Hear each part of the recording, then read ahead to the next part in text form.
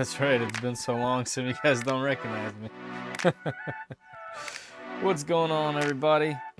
How's everybody doing? Let's go ahead and start the music up. The real cam. Let me know if you guys can hear me or see me okay. Let me check all the platforms. Looks like I'm live everywhere. Should be good to go. Yeah, let me know before we continue if you can hear me, see me okay.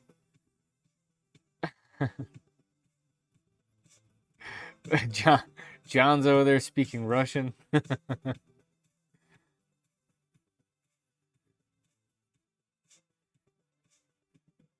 Говорят, что кур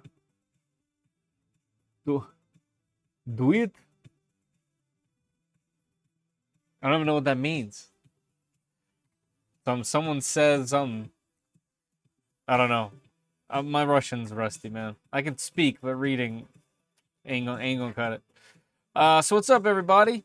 We got Lamrith in here, Tin Talon, reprinted, Da Vinci, Slayer for Evil. How you doing? Another CG, of course, the Shrimp Father, Martin himself. Wick Allen. Wick Allen, we got him on every platform. Thank you, sir. Appreciate it. Of course, Bruised Bikes popping in to say hello in a different language. Net7, what's happening? Kakafu. What's happening? They milk chickens. All right, hold on. Let me reread it. Hold on. Что кур дает? Что кур дает? Okay, дает means give. Говорят, so they say, что means that? So they say that кур дает. They say that some blank word give or gives. So I don't know. Chickens are milked. What's up, Boomer? I bet there's some pissed off chickens. That's right. Probably is. Guys, we have a pretty cool machine today. This particular machine has a lot on paper. It's also one of the larger ones, 350 by 350 by 350.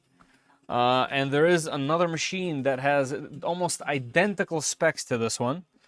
That machine being the Creality K2 Plus, which is a machine that I love and that I use all the time. Right now it has 2 CMS units on it, and I print on it whenever I need that size and multicolor and something really hot, because it's good at printing hot things. This machine has almost identical specs, but undercuts it in price. And AnyCubic has, at least on paper, improved upon their previous Ace unit as well. So we got to take a closer look at the Ace, because I'm also interested in the Ace 2 for the U1, since the U1 now runs off of the Ace Pro. If you guys haven't seen that tutorial, that's on the channel. Prelim thumbs up. Yes, I agree. I agree. I gotta start muting things. Actually, let me turn mine down too. I got music blasting in here. You might have to start tunneling the basement out the back. Yeah, this is probably the most crowded this has ever been, with machines and just gadgets and accessories and things I have to get to. And yeah, you know, try my best to manage it all. But we'll get to some cool stuff, and I got some cool comparisons to make. So, oh, that was a cool video. The tutorial. Appreciate that. Hey, Icarus, what's going on? So far, the last I heard, Ace 2 is not U1 compatible yet. Well, who have you heard that from? Also, it's true, because there are changes to the Ace Pro 2, or the Ace 2 Pro, the Ace 2, whatever they call it. And we're not sure exactly how they have it made. So I'm going to try to hook it up and see some things and send it to some people that have worked on the U1, working with the original Ace, and we'll see what we can do, because I think that'll be a really fun modification there. Hey, Petty, what's going on?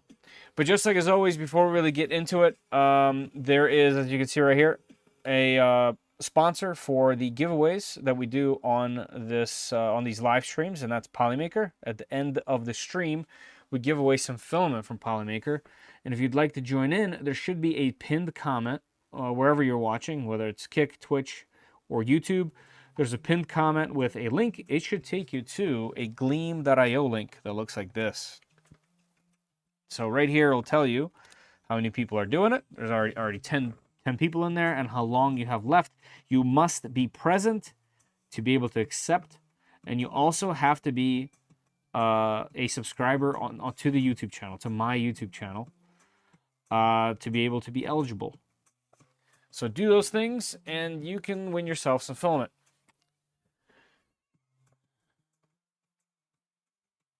Snapmaker Discord channel, been really active on it. Oh, cool.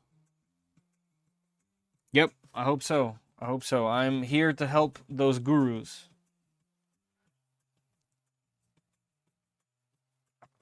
Hey, Warpaint, how you doing?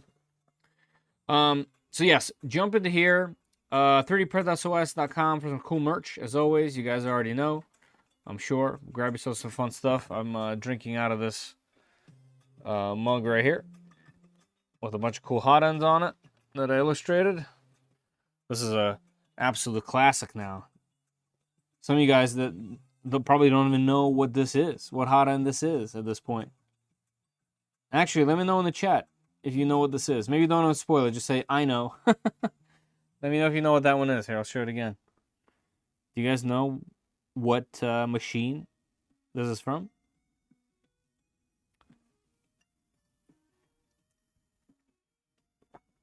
I was originally going to go. Now I am a maybe.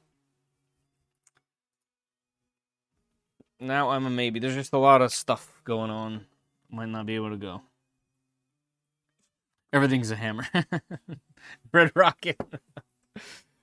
That's the ticket. That's funny. I do not want to wait for mine to show up. The how long have you been waiting on it?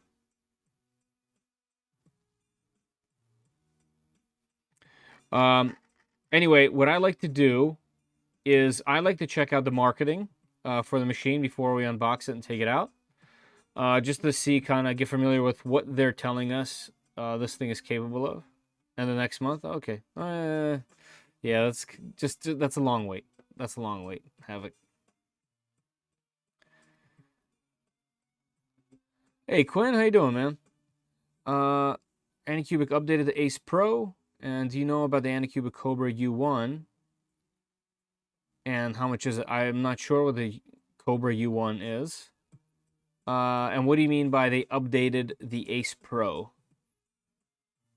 Like, you mean like there's an Ace Pro 2? Or there's like a physical update of some sort? I don't think there's many updates they're gonna make to the actual Ace Pro itself, to the original Ace Pro. But they could. I don't know. Hey, One Raz. All right, so let's go over some of the marketing. So right now, there is a discount on the machine, and they're listing it for $850. All right, so $850 is pretty cheap for a machine like this. Like I said, the closest machine to this, if not absolutely identical in a lot of ways in terms of specs, is the K2 Plus, and I believe it is more than $850. So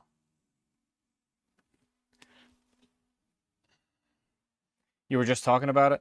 Yeah, there is an updated, like as in like they don't make the Ace anymore, and the original Ace is not going to be compatible with any of the new machines, and the Ace 2 is not going to be compatible with any of the old machines.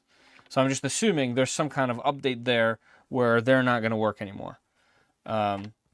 Or like they don't directly communicate one-to-one. There's got to be something new or updated there. Maybe it's the wiring, maybe it's the board. I don't know. I have no idea. So we'll figure it out. I want to convert my K2 Plus to a multi-tool. Yeah, wouldn't that be nice? So let's see what we got going on here. So we have a giant 350 by 350 by 350 millimeter print volume. The only other machine that's kind of in this category is the Max 4. This even is a bit larger than the Plus 4 by Chitty Tech, right? So the only other one that's close is the Max 4, although the Max 4 is bigger, and it does have more than this even, which is kind of nuts. But the price point is striking. It's strikingly similar to the U1 presale. The Snapmaker. I see.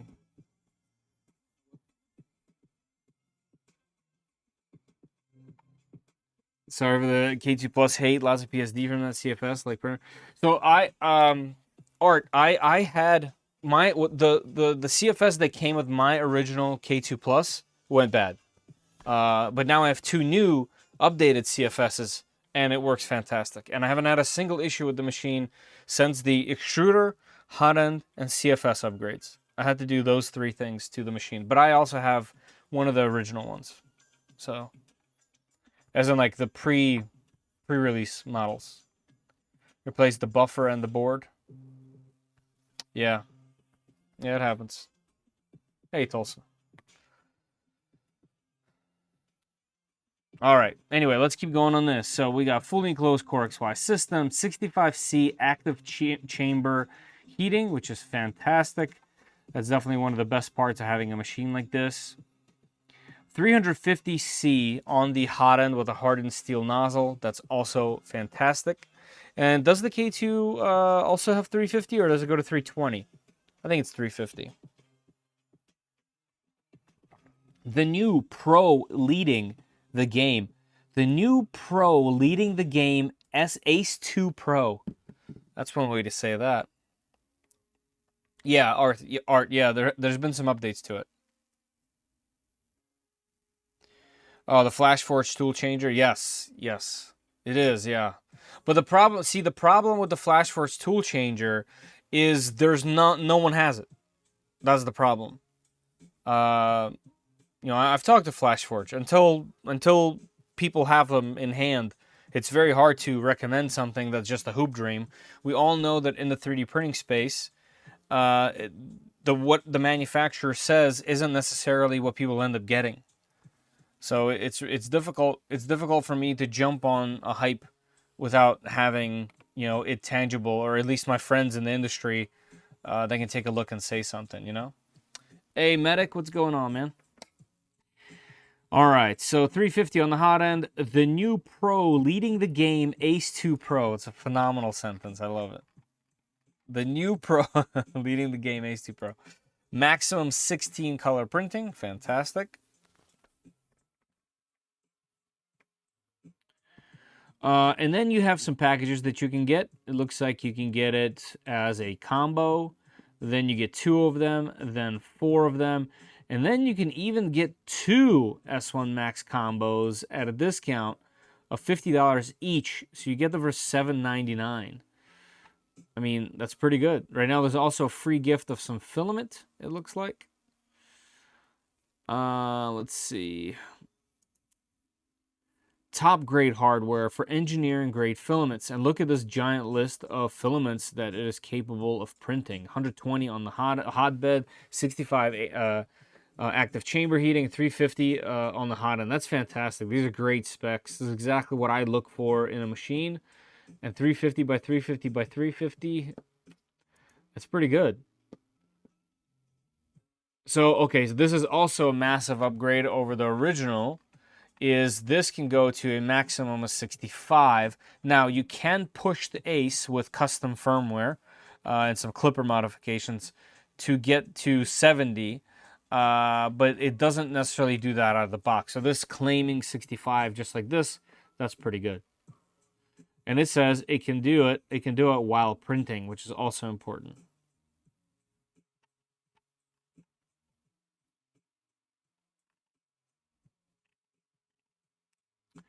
Are you saying that the new Ace Pro V2 won't work with my Cobra 3? That's right. From what I heard and from what I understand, the Ace Pro 2 is not backwards compatible with any of their machines. It is only compatible with the new machines.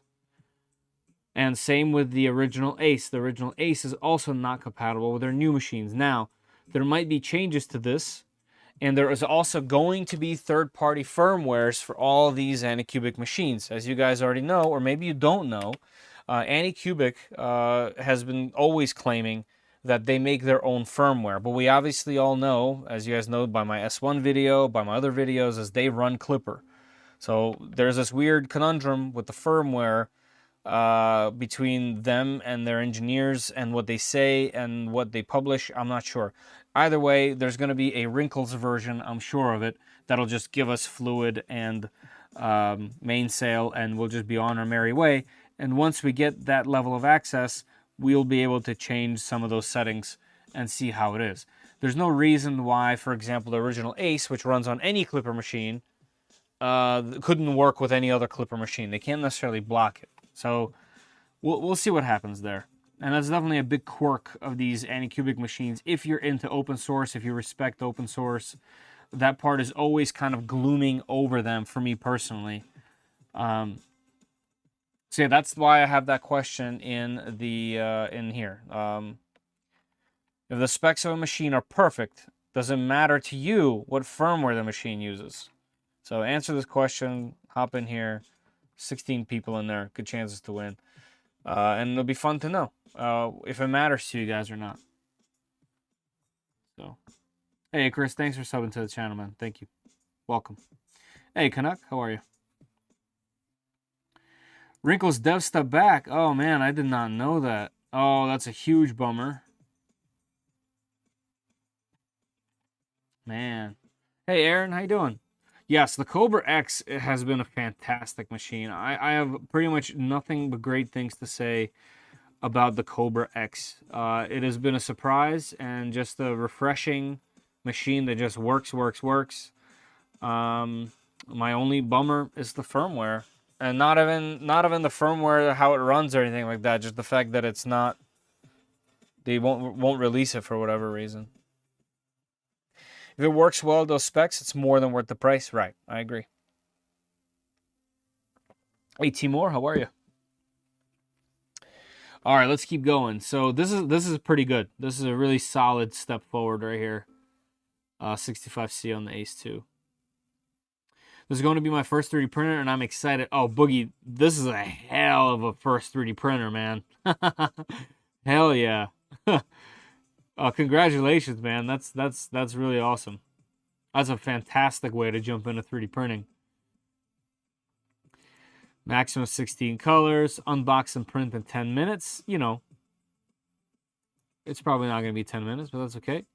I also have a gripe to pick with this. So this has nothing to do with AnyCubic. This has to do with all of them. Okay, all of them. Every single manufacturer. Why do 3D print manufacturers Photoshop their promo image when we all know that it's not going to look like that on the bed and off the bed, and just why? Why not make an actual print that it can do, kind of like Prusa does, right? Like Prusa has that grandiose orange half-cut engine turbine that they do, the jet engines, but it's an actual print of it. It's not a Photoshop. And it's just weird. Like I remember FlashForge used a photo of my 3D printed. So I posted a photo of my 3D printed dice house thing, dice what's it called, dice tower over there, and they used that photo and photoshopped that image into their printers on their website. That's not the part that bothers me. The part that bothers me is that machine didn't print that part. You know what I'm saying? So I just don't understand why, like, this machine is so amazing, and they know it's amazing, so why not print something amazing on it and use that as the photo, even if you're photoshopping it in here. Just not this. This is a strange rendering that you just, I don't know. It's just weird to me. It irks me personally. Maybe if you're new to 3D printing or something, you wouldn't really pick that up. But for me, it's just a bummer. Like, let's see what this is. Oh, okay. Like this is also, you know what I mean? It's got things in the air. Like it's not gonna print like this. You know, put some supports here, and then we're talking. I don't know. I don't know. Maybe that's just me. Because photos are faster to make. Yeah, that's right. But before a company sells a machine like this, they spend countless hours printing on it. Countless. So I don't know. Maybe just me. There's a clear disconnect between the marketing department and some of the other departments. So it is what it is. All right, let's keep going. I think that might be it for specs. Let's see. Is there anything else that's specific to this machine? The hot end. Is the hot end quick release like everything else? I guess we can find that out ourselves. Okay, we got dual large gears, looks like. All right. Here's the cutter. Okay. I think this is the same nozzles in the other machines. It's just like, seeing this tool head after seeing the Cobra X, almost like it doesn't feel like a downgrade, but it feels a little less, because the Cobra X is so good. So, hey, Gerg. Hey, Dad's RC, what's up, man? All right, so, yeah, I mean, look at this. Like, it's a good Photoshop, and even then, I think this is just made by AI. This isn't even a Photoshop. Like, this wasn't someone doing it. I could be wrong, obviously, but I don't know. There's just something about it. I like these. Like, these are fantastic. Like, this is great. This is great. All these are fantastic ways to say it, but I feel like the part that's in the main promo image should be an actual part. I don't know. Anyway, cool. I think the marketing isn't really going overboard. They're not really overselling, which I personally like. Oh, here's the nozzle. This is what I wanted to see. So the nozzle is separate from the heatsink. So,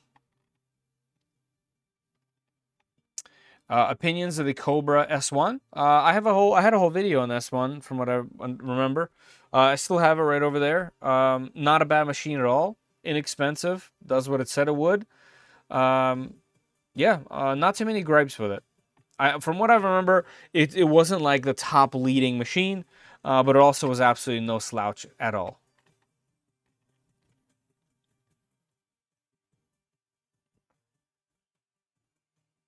Yeah.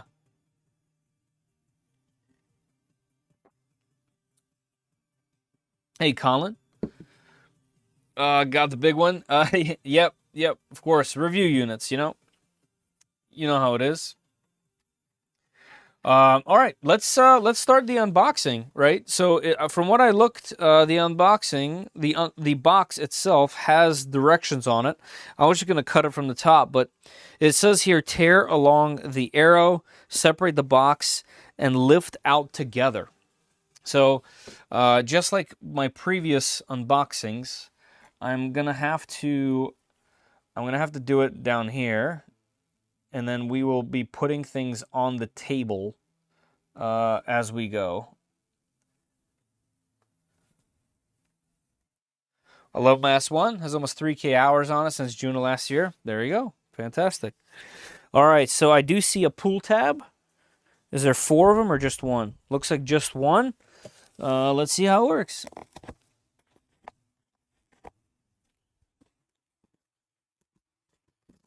All right, there it goes.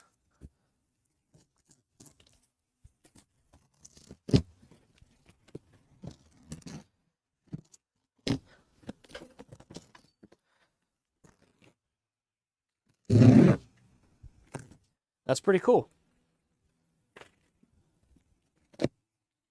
All right. And I definitely knocked some tools over with my booty.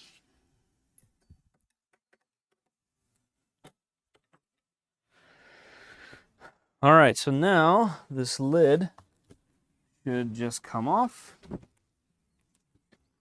Okay, thus.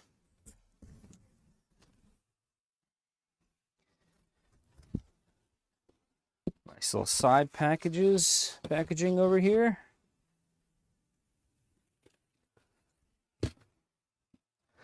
We got a manual right at the top. Let's take a look. And then we have a printer in a bag, which I believe they want me to use the bag to remove it. Will it work? Yes. All right. To do that, I'm going to lower the table as low as it goes. Come on down.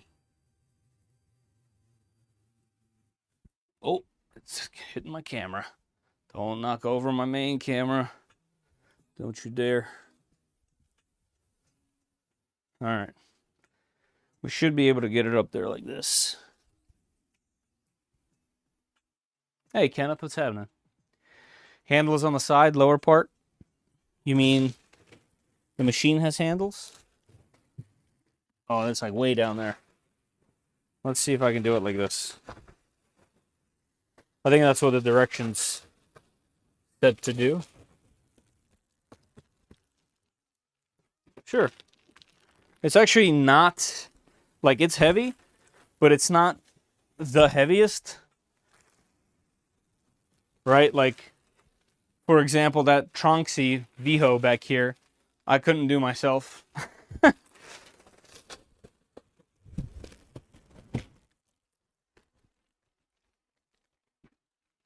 Yep.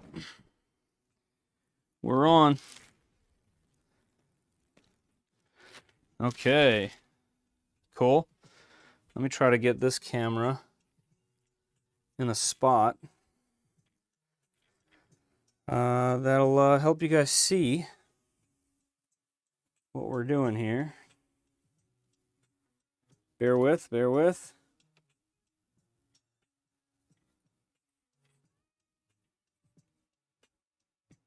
Wait for it. Wait. Wait for it. There we go. All right, that'll work. And let's lift the sucker back up. Rise. Rise table.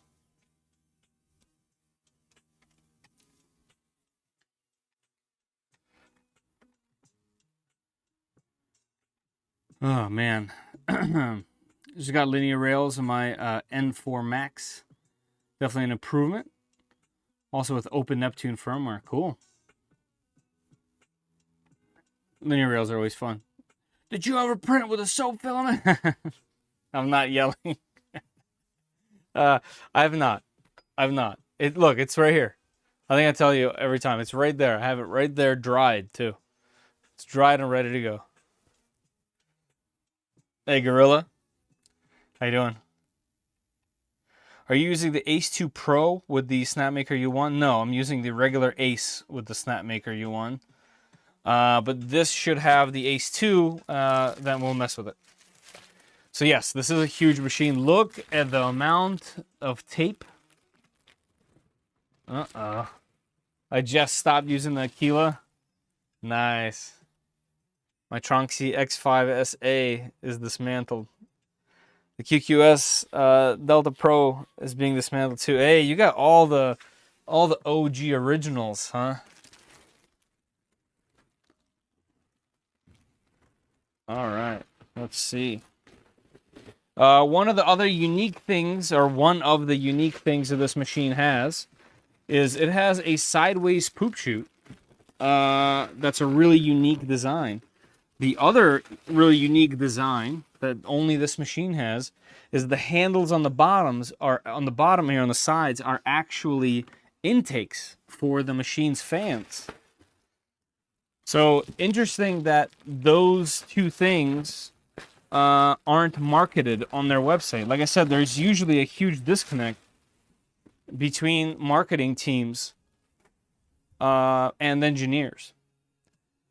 So that's something that I think is super marketable, is the fact that the poop chute on this machine is right here on the side.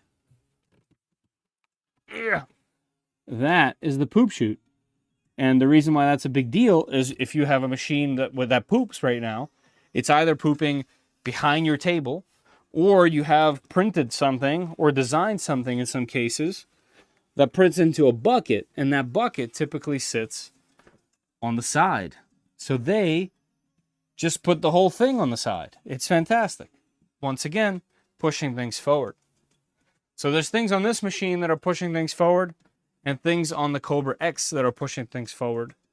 And that's why saying yes to these guys to review and check out their machines is easy. I love companies that push things forward. Lots of ads today. Oh, like on YouTube. YouTube has been changing. YouTube's been changing a lot. What did they improve with the new V2? They improved the heating.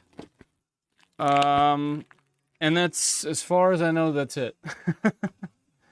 I think they improved some of the mechanisms because people complained about having jams and things like that. So I think they just overall improved it.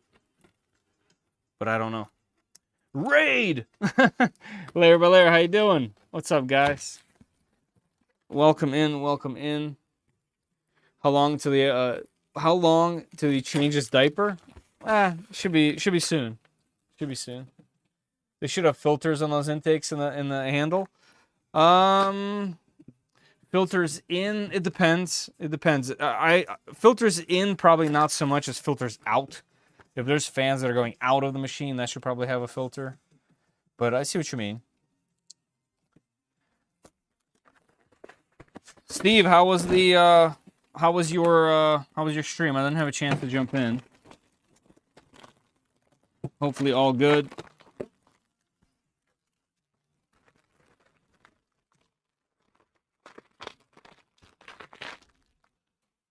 That was a lot of tape. The screen flips up quite a bit. So they've anticipated this thing being on the floor at some point. So we do have a glass door. Let's see how far it opens. All right, it goes further than I think I can open it at the moment. Let's see. Oh, and that camera lost me. Hey, camera. Focus. Focus. I'm over here. Camera? Nope, camera hates me. Wait for it. Hey, camera, check this out. Come over here. I can't. It won't go. Come on this way. Come on. Look. Can you see me? Can you see me? Nope. Lost me. All right, hold on. We're going to use the banana. Hey, there we go. We got it. We got it. Hey, DJ. We got a banana for scale here, just in case you guys are curious about the size of said machine. She a biggin. Cool, it's a door with screws. I can mod it to open the other way if I get it. Maybe. Maybe. You might be able to do that. Right, I wanted to see how far it can open. Let's move this thing out of the way. Oh, yeah. Oh, okay. So not all the way open, but quite a bit. You guys can see right here, right? But how far? It's pretty good. It's pretty far. Also, why do I have this up so high? Let me lower this, make it a little easier for me. Hard to believe I've done printing for 6.5 years. I know, right? Yep, I'm right around there, right? I'm at, what, 7 years, somewhere there? Everyone prints a banana for scale? Well, I thought I was special. But apparently I'm not special at all. That's no fun. That's no fun.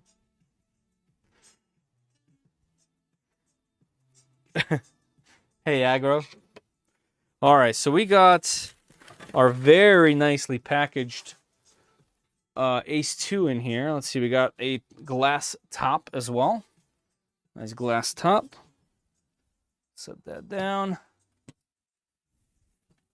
What can we get from here? Does this come out? It looks like this goes up, and it also holds the cover here.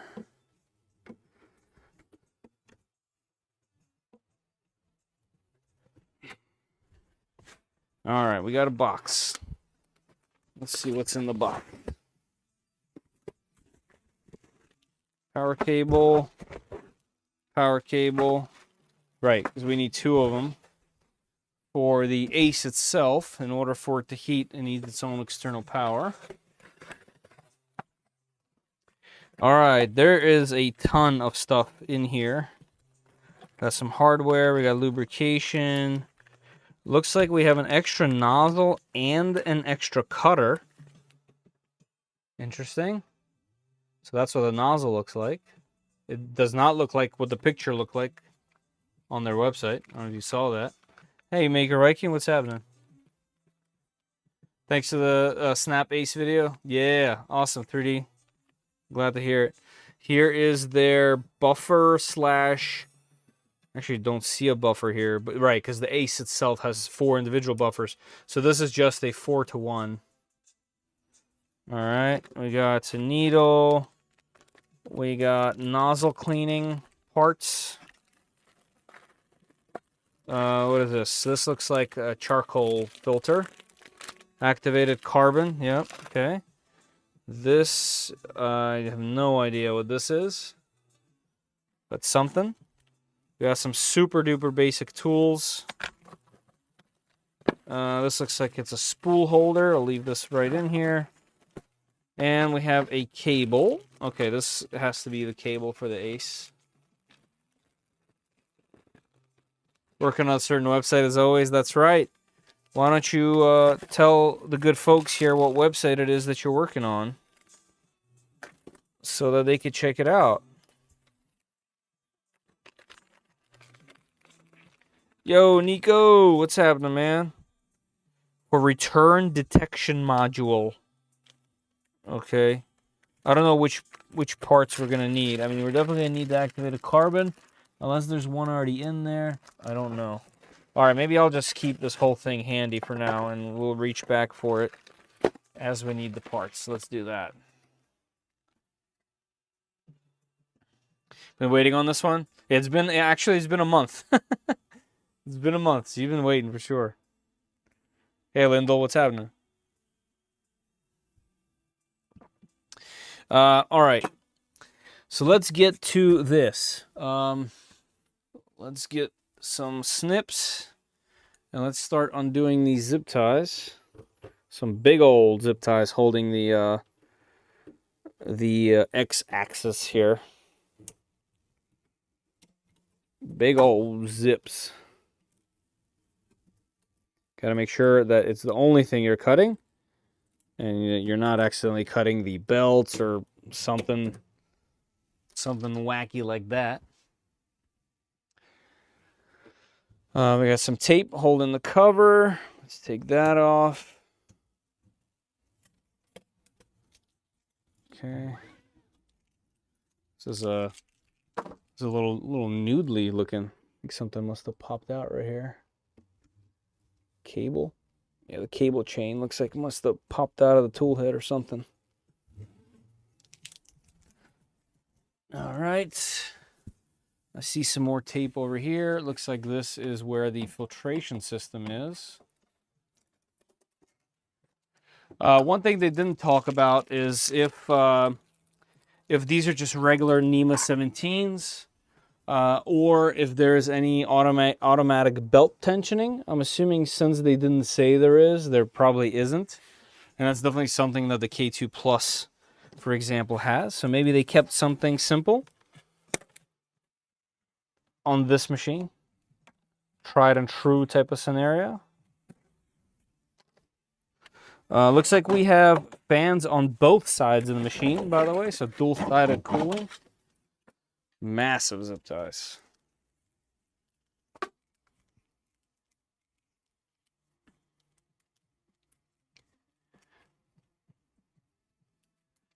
Spur in the right knee. Oh, good old bone spur. Man. I'm sorry to hear it. Let me see, an expert doctor for an operation after MRI. Hey, Nigel. Did you get the base made for your Trunksy? So I actually found some wheels in my garage while I was cleaning out the garage, and they fit perfectly. So I put 2 on the front that stop, and 2 on the back that roll. So I can actually roll this thing around wherever I want now. I can bring it closer to show it to you guys. I also took apart the hot end to see what the hot end's all about. So I'm definitely going to have some content coming out for that machine. I'm waiting on a new extruder, on a replacement extruder, because I had some kind of like artifacts on the skin of the machine, and I actually found the extruder, one of the extruder gears is kind of iffy. But that's not their fault. That's like the part that they chose is fault. So new one there. Yeah, lots of cool things coming for that. I have a new hot end, new bed. It actually uses H2 H2/A1 style hot ends on the thing, which is really great because there's a giant aftermarket already. And we're gonna throw a high flow BQ one in there. So lots of cool stuff happening with that machine. I've just kind of been taking my time because I have so many other ones that I have to get to. And then I had that really fun project with Jackery, using the sun to 3D print, which was so much fun. I really enjoyed it. I hope you guys have a chance to watch that video. All right, so this is in there in some other way, or nope. Okay, I just gotta wiggle it. All right. So this is the Ace Pro 2.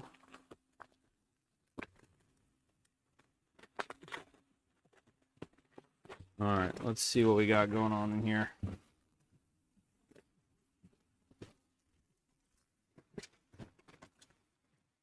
All right, we got 4 individual. Yeah, okay, so just like the old one, we got 4 individual buffers. Always nice to see that you can very easily get over here to the tubes. That means you don't have to take anything apart, which is always great. Size-wise, it looks identical. The design also kind of looks, well, identical to the original.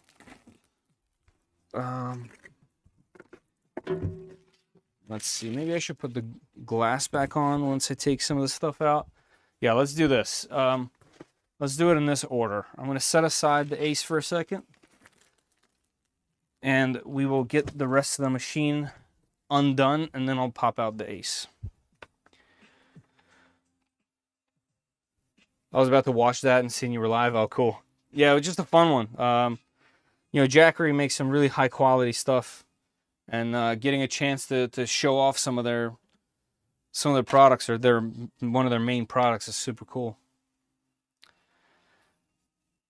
Yep, Blue Eddy also has great products. There's actually a surprising amount of companies in that whole genre of products.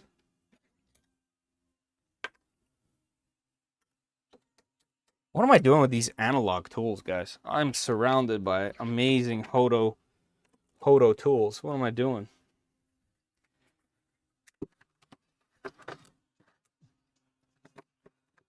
Let's stop that immediately.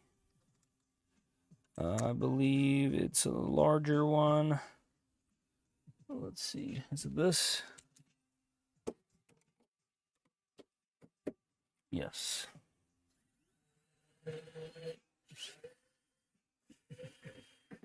Even DJI has battery backups and solar generators. Wow, there is actually a surprising amount of hardware to remove on this. Oh, and they're different sizes too, huh?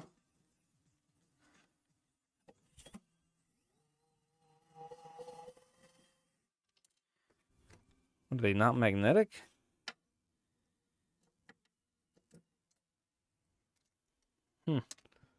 Let's get some more. Get this thing a little bit more magnetized. The Ace 2 Pro is meant to be one of the best multi-filament systems out of the many out there, so tester stated. Oh yeah? The original one had a lot of benefits to it. The 4 individual tracks is a huge one. So if this one improves upon that, that should be fantastic. Segway produced some good generators. Oh, look at that. Even Segway. I know they got into e-bikes. I know that.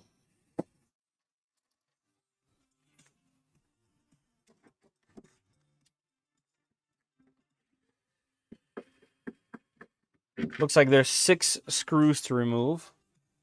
And they are very easily and clearly labeled.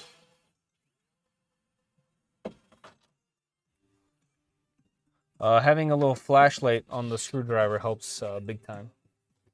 Comparison to the K1 Max, more like K2 Plus, because this is a 350, 350, 350 drop kick. So this is a big boy machine. All right, this should pop right up. Yep, it does. All right, let's get this hardware out of here. Been watching you since your videos on the Aries. Hey, I have a K1, K1 Max, and the pre-order models. Nice. Me too. Another OG in the chat. Thank you for your support for all these years, man. I appreciate it. This year, I've had a lot of people come back from around that time. Like I haven't heard that in years, and then I guess somewhere like mid last year, I've been getting a couple people coming in and saying, "Hey, you know, we've been watching you for a while," and it's really cool and just fun to have some people come back from back then. Seems like a cool little thing, so I appreciate it. Thank you very much.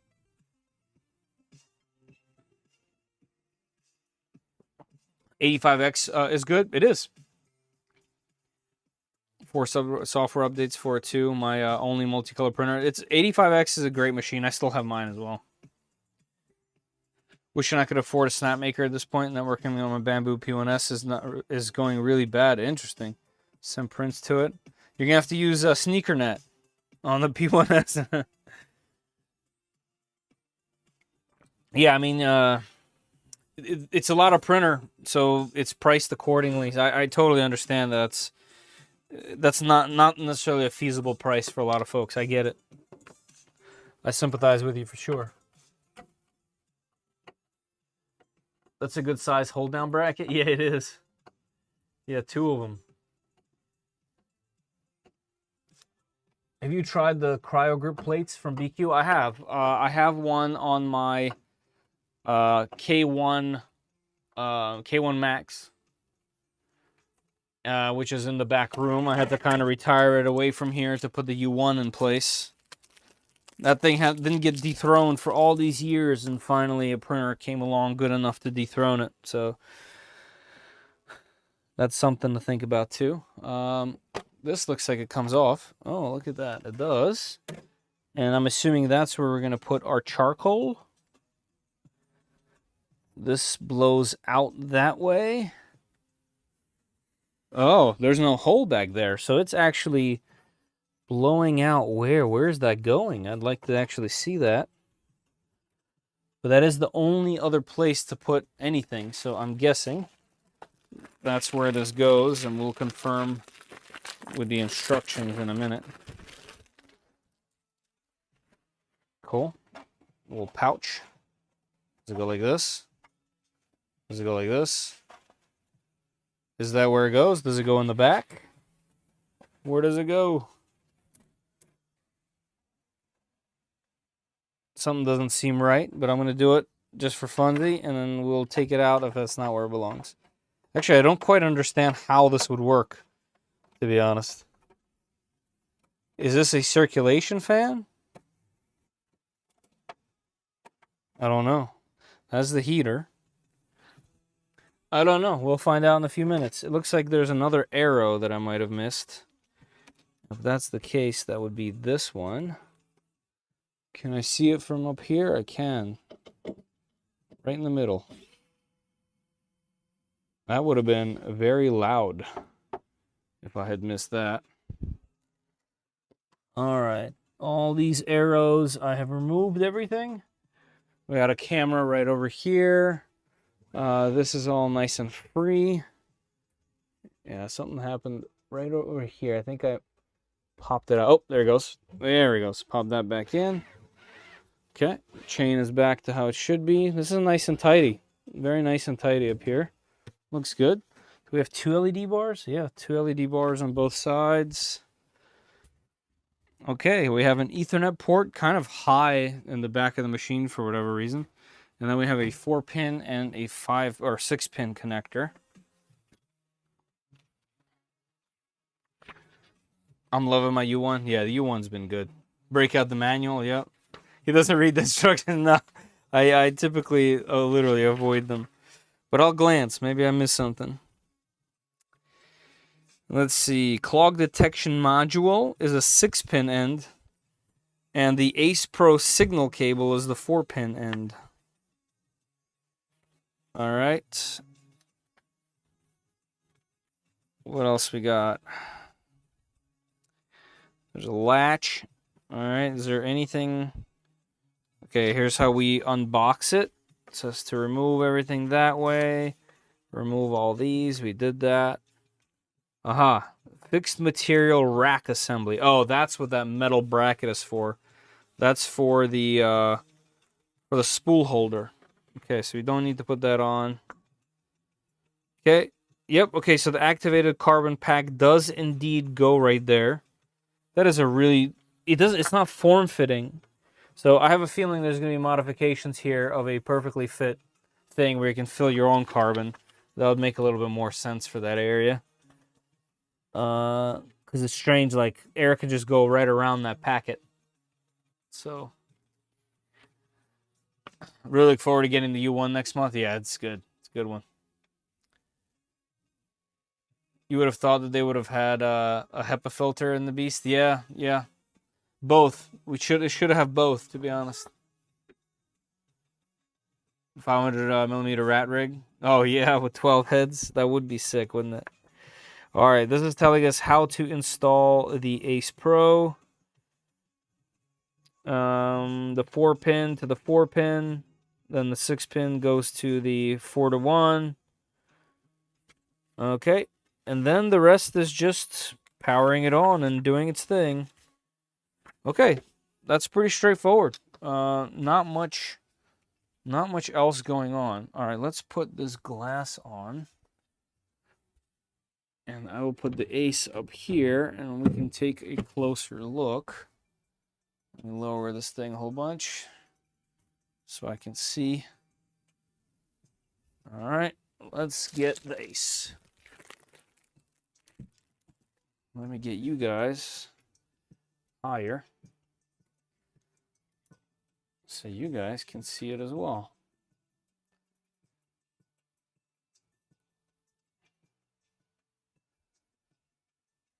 Looks like it has decent door hinges. Yeah, they're metal. Yep, metal door hinges. And it opens quite far. All right, so right off the bat, this locking and unlocking mechanism looks different than the previous. Looks like the door or the lid has the same channels that kind of help hold the spool in the same place as the previous one, except this has this back panel as well. I don't recall that on the old one. Down here, looks about the same. Use the remove filament function first. Do not pull it out directly, as this may damage the product. Okay. Got some little buttons this time.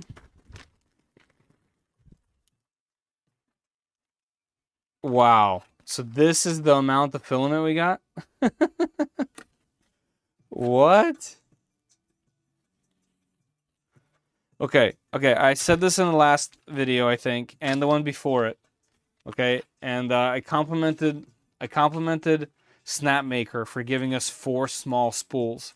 Guys, this is a AnyCubic. This is a message for you, okay?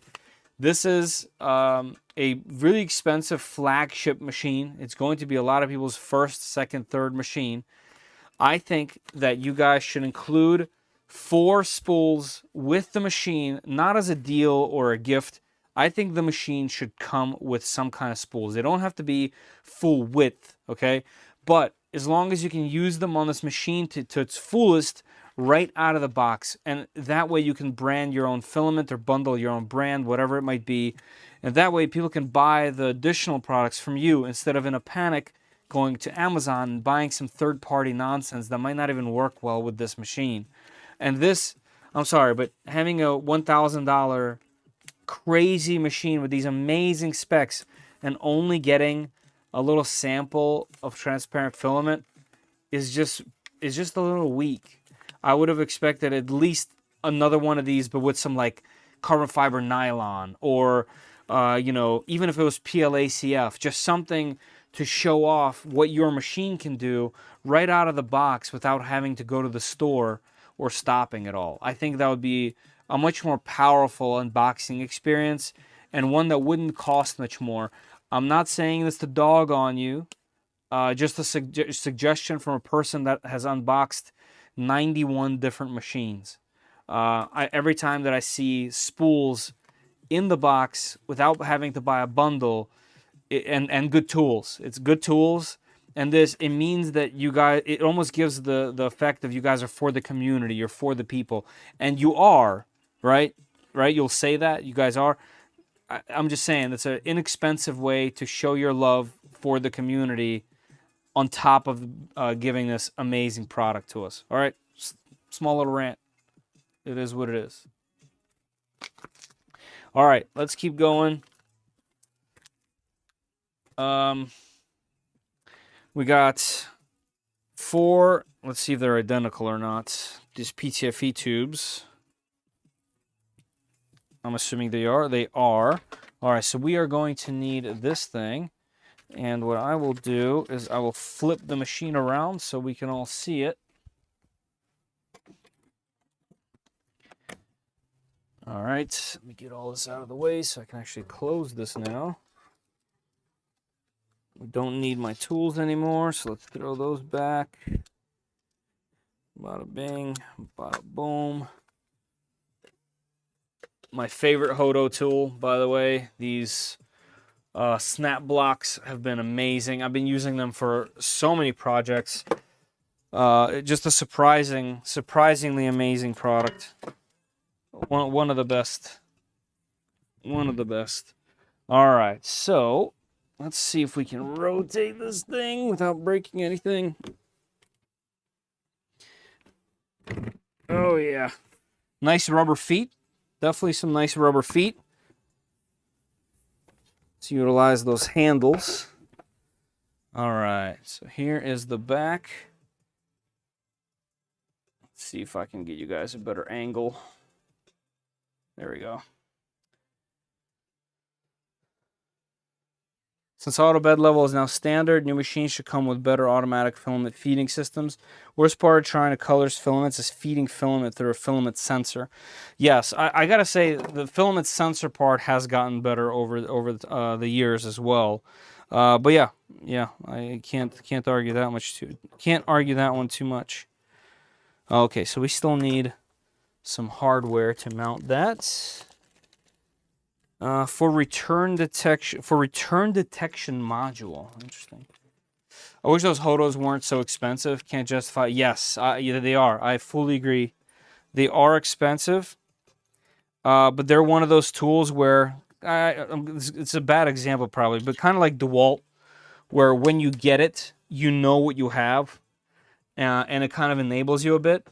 Hodo gives a similar feeling. Every time I get a Hodo tool, there's almost zero regret for the cost because they're just such high quality. But I agree with you. It's definitely not for everybody. They're expensive. Can't deny that. All right, let's plug in the 6-pin right there. I like the placement of it. That's nice. All right, and then we got our 4 individuals. Let's go the furthest back here. We'll go to this one. Next one, we'll go to 2. Okay. Then we got this guy. We'll go to 3. Perfect tube length, I gotta say. This is nice. It looks good. This is like a nice system. I definitely like the 4 individuals. It's one of the things that I liked about the original Ace, and the Chitty box as well. Has a similar design. Buy once, cry once. That's right. That is indeed a thing. All right, let's see. This one should be here. Then this. Then this. Okay, and we'll do it again right up here. Let's see here. This one goes that way.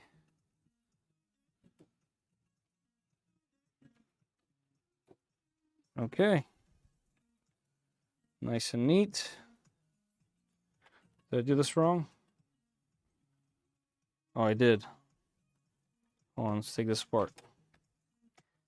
Start from up here instead. So these should be as flat as possible. And then they'll go into 4 like this. So bam, bam, and bam, bam. There we go. Nice and flat. To that. To this. To that. Perfect. That's nice. Okay, and then we need the cable.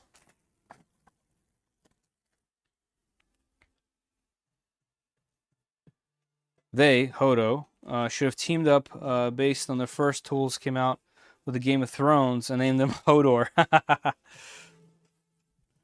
That's right. Always a missed opportunity. All right. So we got 6-pin here to a 4-pin here.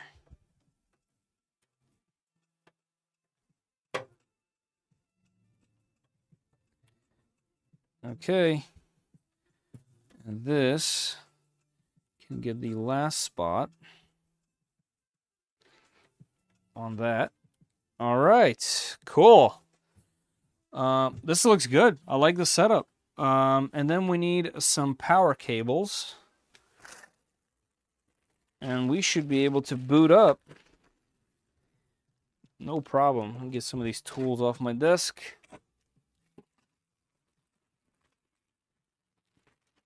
There's a list of compatible printers that only work with the Ace Pro 2.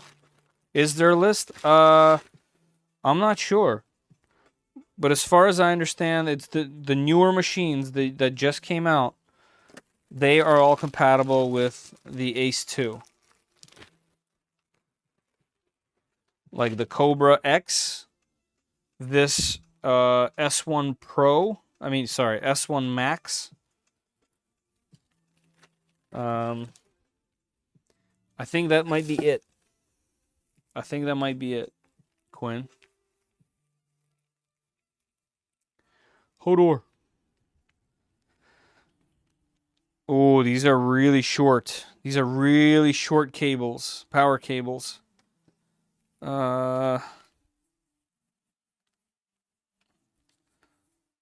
are very short.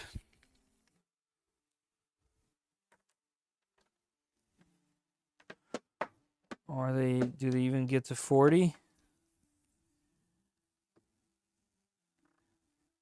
Yeah, 40, 53. 53 inches? I don't know. Seems pretty short. Was there anything in the setup instructions or on checking belt tension? No. No, I'm not sure if it's automated or they're spring loaded like some other machines. I just know that on the Plus 2 there's literal motors and there's a calibration that the machine does for the tension itself. So we'll see. This one might be spring loaded. I've seen that before. And that works well as well. All right, let me plug in both of these and then figure out a way where I can run the power to it because this is a really, really short cable. Guys, so I have it plugged in right here, right? The box. So the plug's right here. And the plug goes down below the machine by this much. This much, maybe a foot. So this is very little leadway. These cables are far too short to make any kind of sense. Like I can't actually plug them in any way over there. I'm gonna have to borrow power from over here.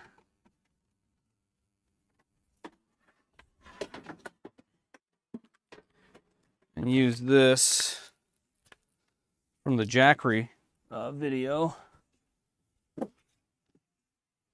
Yeah, we'll have to plug it in with this. Well, that's kind of a shame.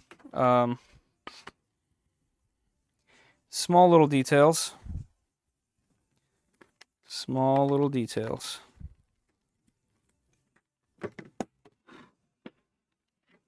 All right. Yeah, I can't put that on the floor either because it's too short.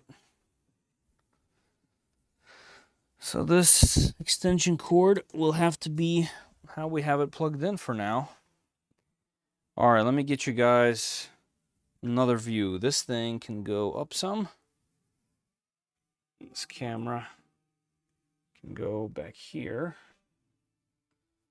And it'll only be slightly in the way. All right, let's open the door again so we can see inside, right? Get all the stuff out the way.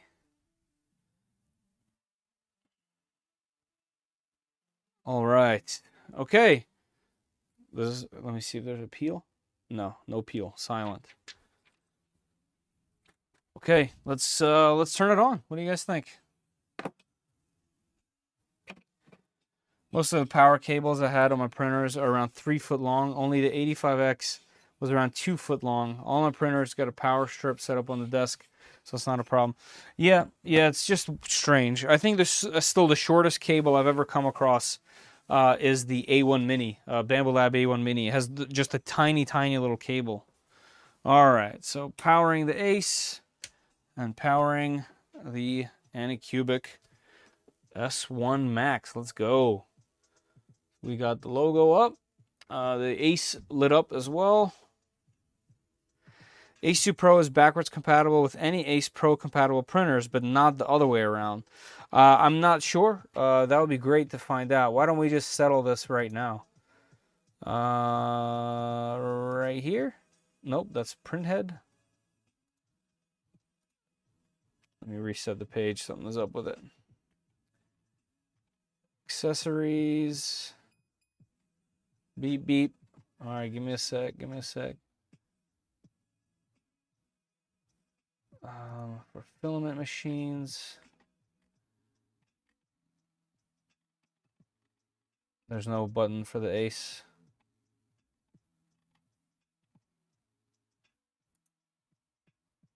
Okay. Oh, wait. Right here.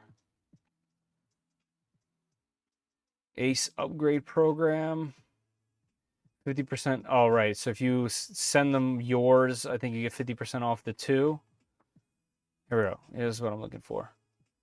So, new gen filament feed and retract buffer mechanism. Okay. Here, let me do this so you guys can see it. Powerful 65C active drying, print while drying, upgraded active moisture control. Okay, that's good. That was a big thing on the other one, is there was no way for moisture to escape. Alumina ceramic filament feeding port. Wow. Okay. That's fun.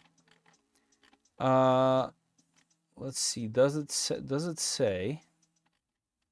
These are beautiful photos, by the way, and / illustrations. Aha, there's 4 individual motors. So that's actually a massive upgrade. The original has, I believe, 2, and there's kind of like a cam system in here. So there's 4 individual independent brushless motors. So that's actually a huge upgrade. Print while driving. Look at this beautiful photo illustration that they made. That looks great. Even if it's AI. All right, so there is an exhaust port, huh? Yep, it's just a tiny hole. There's the tiny little opening, and that's where the moisture is going to escape. We got some ceramic feed ports. That's awesome. They won't wear away.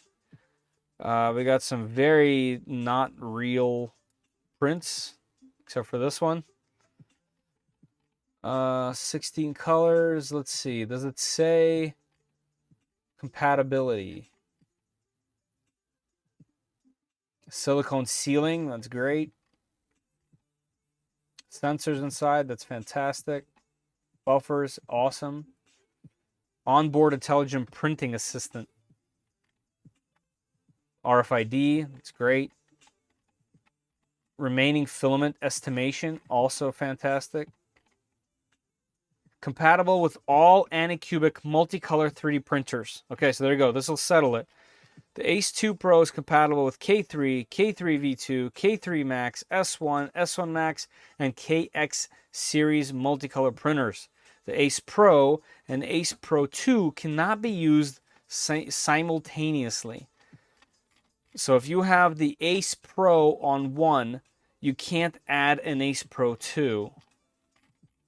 That's interesting. So if you have any of these machines, including the Cobra 3, you are able to use this. So there you go. Good thing we looked, because my information was not up to date.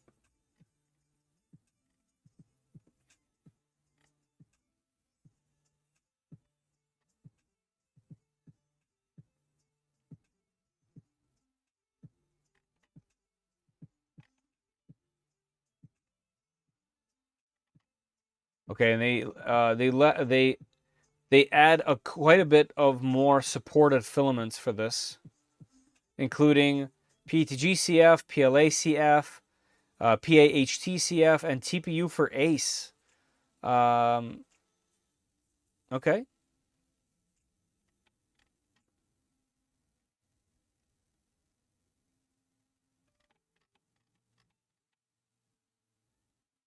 So it looks like the original Ace Pro is also fine on the... Okay, so these are the machines that came with them. The S1, Cobra 3, Cobra 3 V2, and the regular Cobra. So that is where the Ace came from. So if you wanted to use the Ace 2 Pro... Wow, the names.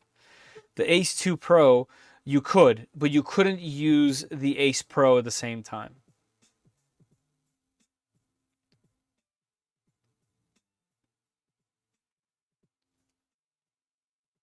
Please note that the firmware update is likely necessary for their earlier printers, such as the S1. Right.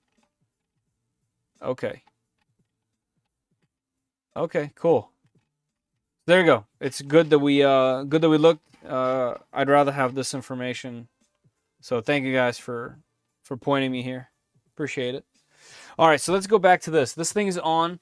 It does have dual LED bars, which I like. Same with these fans. And if you guys can see. The fans, see the shape of the fans? That's where they're actually pulling the air. They're pulling the air on the side handles of the machine. So right here where my hand is going, that's where it's pulling in cold air. That's pretty cool. I wonder what that's going to be like when this thing wants to be heated, but it looks like based on the size of that heater and this bed, it should be okay. Let's see what the screen is like. Okay, pretty responsive, immediately clicky and great. Let me put in my Wi-Fi information.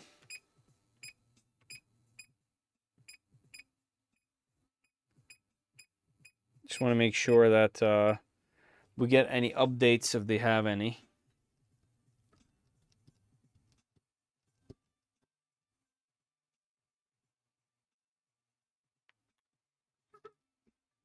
Hey, Philinix, Clown Hammer, what's up? How are you guys? Hey, Helix, what's happening? Wi-Fi connected.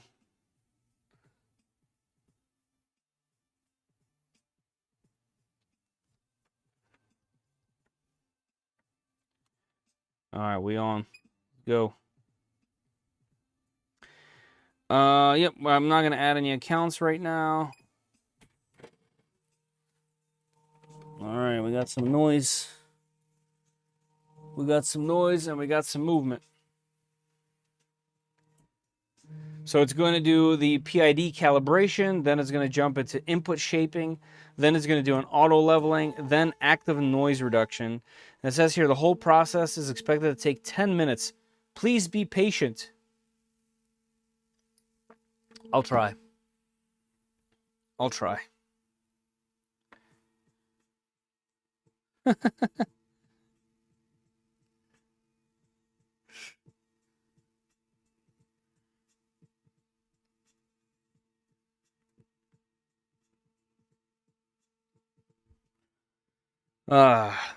There's still some tape on that tool head, is there? Where? No. Oh, there is. You are 100% correct. Oh, I think this thing thought it homed. It's still thinking it's homing. Yep, I totally just messed with it.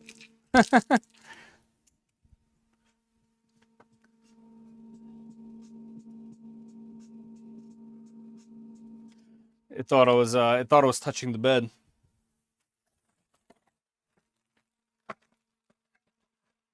Its password is the noise reduction optional? Does it reduce speed? It doesn't typically reduce speed. Usually they're just able to compensate for the frequency of noise that it makes. Typically. And typically it is also optional, but not now. I have no way to stop anything that it's doing. Power cables. It's not the length, but the girth. That's what I say all the time. All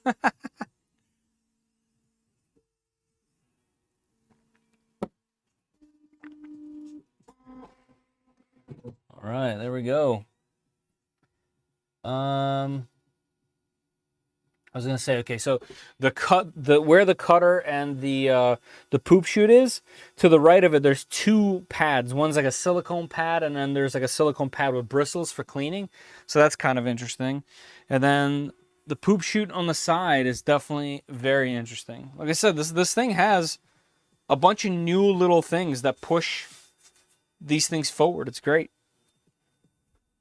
Ordered my S1 Max on December 4th, and it never came in. Ooh. Well, as far as I know, they're not even out yet, right? They're still on pre-order at the moment. Printers not having standard bed sizes. This is the equivalent of odd screen size on cell phones. Yes, that's true.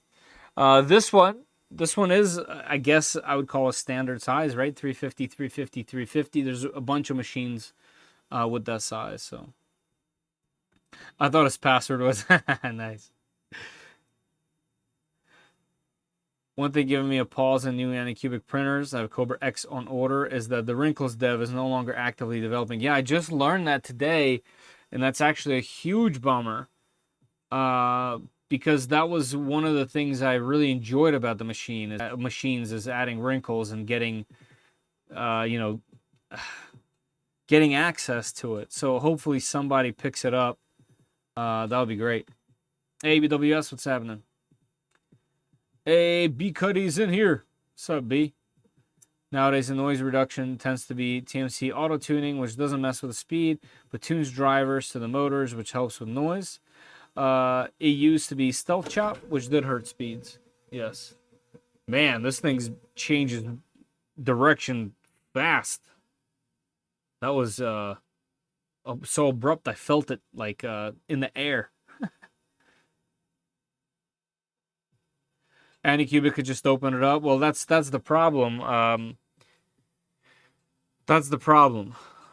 I've talked to them directly, and they told me directly that they are not running Clipper. They told me that with full confidence, and that's literally my only beef with AnyCubic. It's my only beef. I like their machines. I like the style. I like the price point that they go for. They're great machines. Especially, I think the Cobra X is special. The Cobra X is a special machine. Their engineers are just crushing. But there's some strange disconnect with the marketing part, and it has to do. It's all together. Like, it's all together. It's the part where they present the machines and how they talk about it and how they say stuff is different than the ability of the engineers on the AnyCubic team.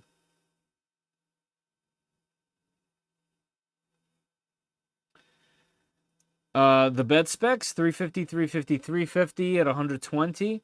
The hot end can go to 350. The chamber on the inside of the machine and the chamber in the Ace 2 is 65C.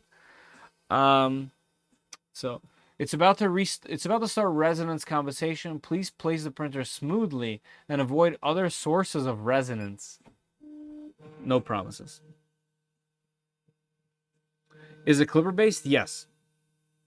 There's plenty of proof that this is clipper. But they say that it's not clipper, and that's why nowhere on here whatsoever is it marketed as clipper. That's just a big part of it.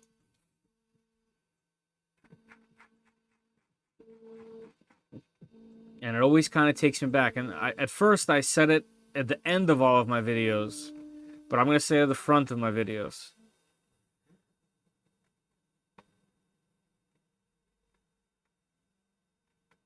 Yeah, there's just nothing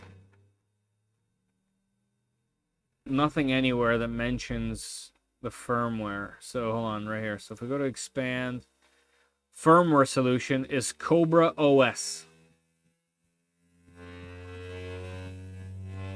So, wow, that is some good noise right there. Shake the table during for fun. Was going to put wrinkles on mine, but heard that also, and I'm deciding if I should after I heard. Yeah, I mean, we'll see. Wrinkles is also all open source, so hopefully someone who's capable of continuing it on will. Right, exactly. But Creality, here's the thing about Creality. They don't do that anymore. Every machine that I've opened from Creality gives you straight up SSH access and has fluid right away. So they've learned. Wow, it's even crazier. Some little piece of plastic fell out. You guys see it on the bed over there?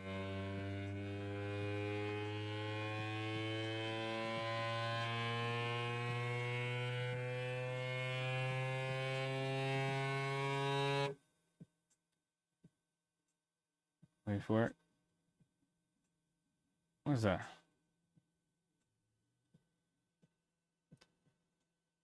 Definitely a little broken piece of plastic of some sort. Guess we'll find out.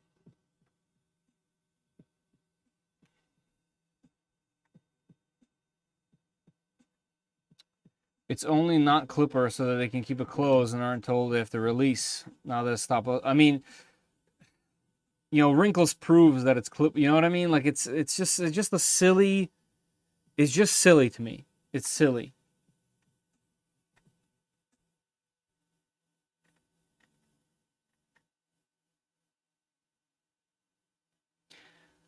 I know that the Cobra X can have extra Ace units for more color. I would have thought it'd be better to have an Ace 2 Pro unit built up top. Yeah, well, I actually like what they did. I think it's a great idea. Yes, it would have been better to have a box that has, you know, heating capability.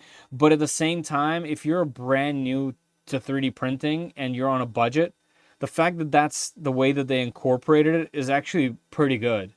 It's cleaner than the competition, and it works really great. And it's just a good system for what it is.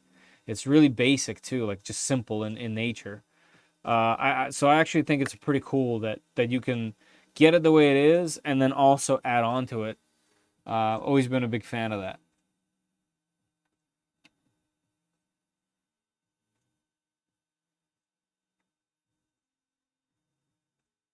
Yep. So to check the gauge on the power cables, my man, Chitty Box power cable was too thin, and it caught my nice table cover on fire. Are you serious? That's major. What do you mean? That should be an uproar. The gauge on this, it's 6.6 millimeters. It says 18 gauge. It says 18 gauge. Oh, my camera fell.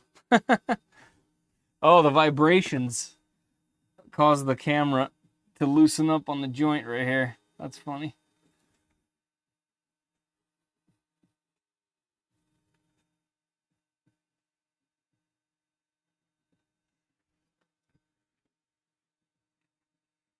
Is drying the filaments in printing be better idea? Having them outside and open is not helpful.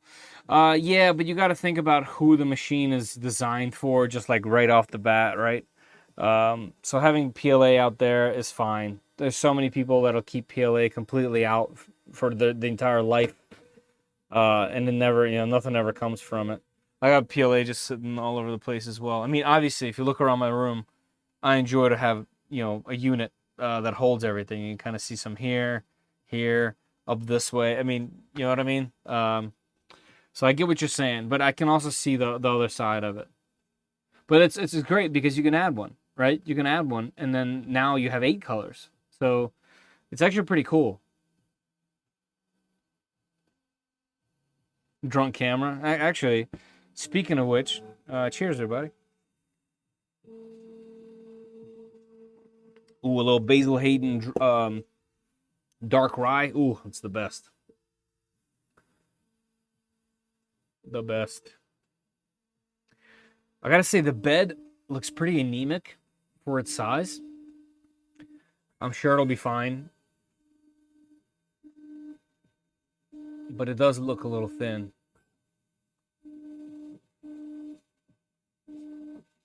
It is a good looking machine. I know there's not much to these cubes. But I kind of like that the whole front is the door. Like there isn't any bezels, if that makes sense. Like the whole thing is a door. That's kind of nice. How thick is it? Can you measure with calipers? I can't get in there, but this entire thing that encompasses it is plastic. And the plastic part looks thin. I'm pretty sure it's like the standard size. Pardon me.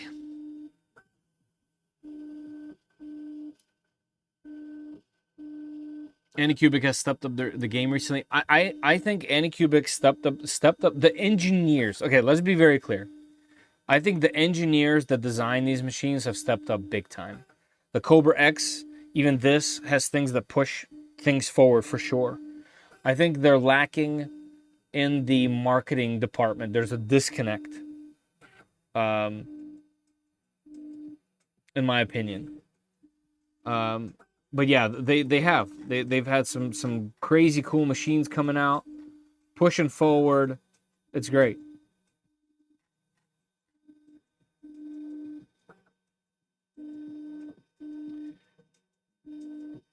Hey Raya, thank you for subscribing. I appreciate that, man. Jesse Glassdoor, yep. Recently printed your double barrel mod for the poly dryer. Hey, nice. Appreciate that. Thank you. I saw someone commented on there actually, said do a reverse barrel mod where it's two poly dryers and one thing. And that's a really cool idea.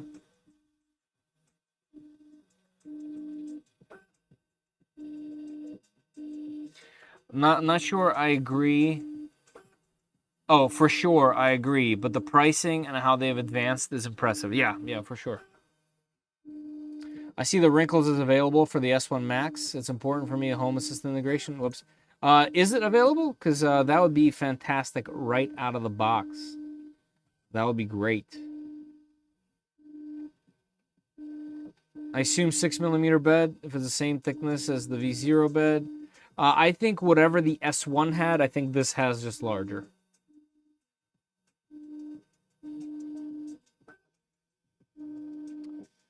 I do have a Sunloop S4 dryer, so good. Even the two S1 dryers too. Yes, those work fine for most filaments. Asked Elegoo to design a printable filament cover for the CC2 printer. They said yes. Oh, cool. You got some pool, huh? That's pretty good. The bed is thin. There's people that have had trouble with the bed warping. Yeah, I mean, 350, 350, I'm not expecting a super flat bed. Especially not one that's not bottom mounted. You know what I mean? That's in this trident style.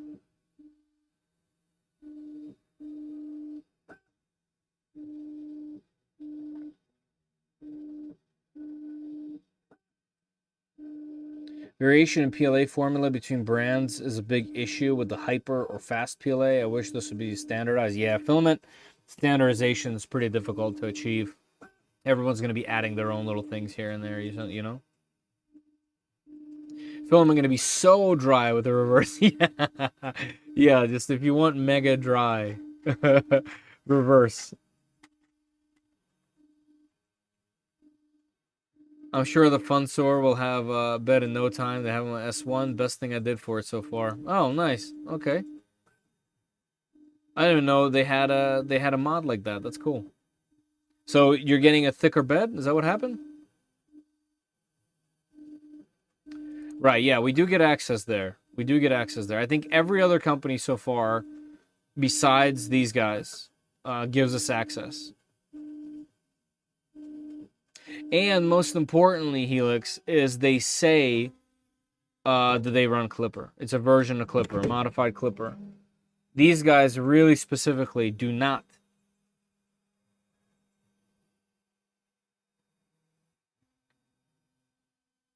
You know, it also depends on the performance of this machine.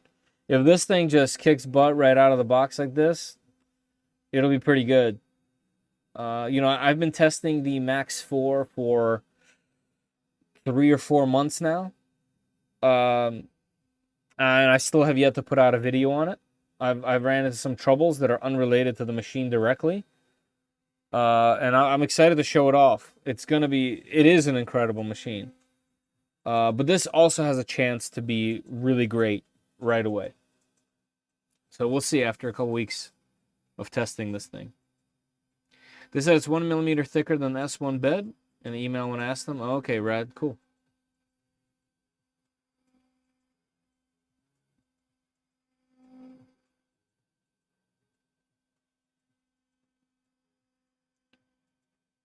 It's a broken piece of plastic molding. Yeah, whatever little piece that came off, yeah. Something like that. Oh, it's doing noise reduction right now. Apparently the stock S1 bed was 2.2 millimeters. So if this is thicker, then it's 3.2. I'm not sure if this is thicker, but it's possible. And then their bed is 3. Yeah. Well, think about the VHO behind me. The VHO doesn't even have metal in its bed. It's just glass. It's just glass and the heater glued right to it.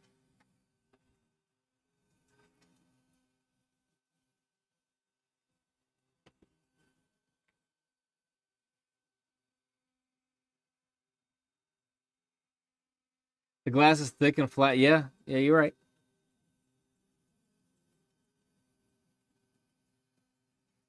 I forgot all about glass. I forgot how sticky glass can get.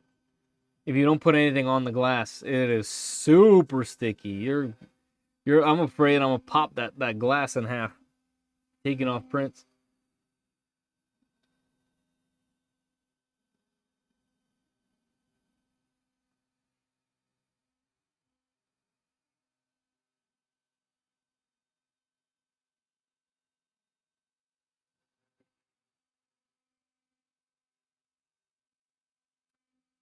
The belts look nice and even, so that's good.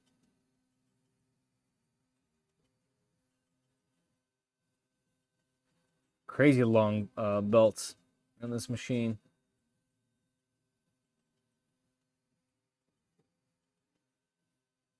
Look at it go.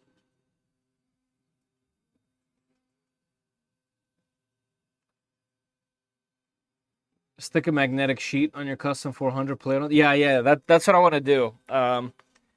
I do need to cut the magnet because the way that the glass is held, it's held by the corners with these like metal brackets. It's actually a kind of a strange system the way that it's done. But my worry is that those brackets are thick enough to where the magnet is still going to be thinner than them. So when you put the PI sheet, I think the corners are going to be popping up. So I got to do some tests for that.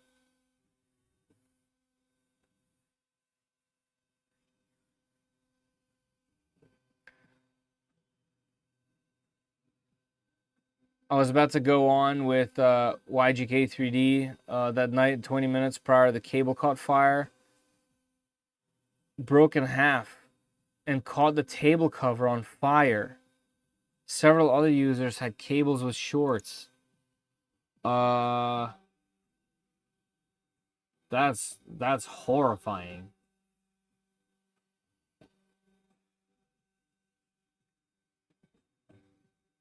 That's brutal. Have you talked to them about this? I mean, that's a huge deal.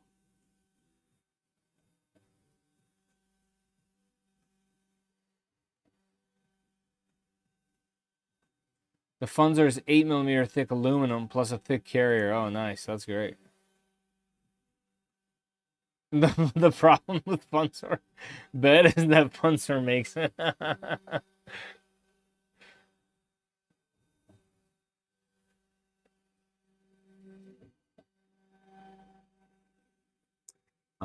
They have their own slicer, don't they? AnyCubic slicer next. Here, let's see. Oh, there's a new one. Optimize parameters for the S1 Max. All right, let's download it. Oh, cool. It downloads it inside of itself. Oh, that's fantastic. That's actually really well done. I didn't have to like go on a different website, download a DMG, double click it. It kind of did it all for me. That's cool. Good job, AnyCubic. That's actually pretty good. All right, so we're still doing the active noise reduction. I think that might have been the longest part of the whole thing.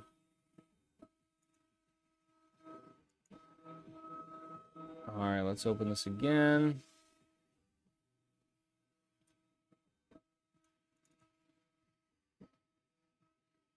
All right, so let's go to Workbench. Printer list. How do I add a printer? Add printer. S1 Max. I don't know what that says because it's in Chinese. This also says something in Chinese. What if I click it? Okay, I apparently just click the Chinese lettering and we're good. There's a new firmware available, which I'm going to have to do.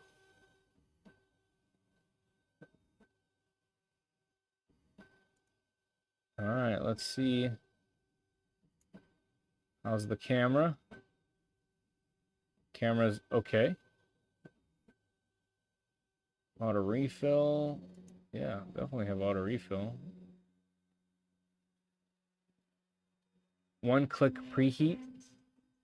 Nice. Okay, we got simple movement. I like that we have Z height right here. That's good. A lot of times they exclude this. New firmware available. I wonder if I can do it through here, through the slicer. That would be cool. Still doing active noise reduction.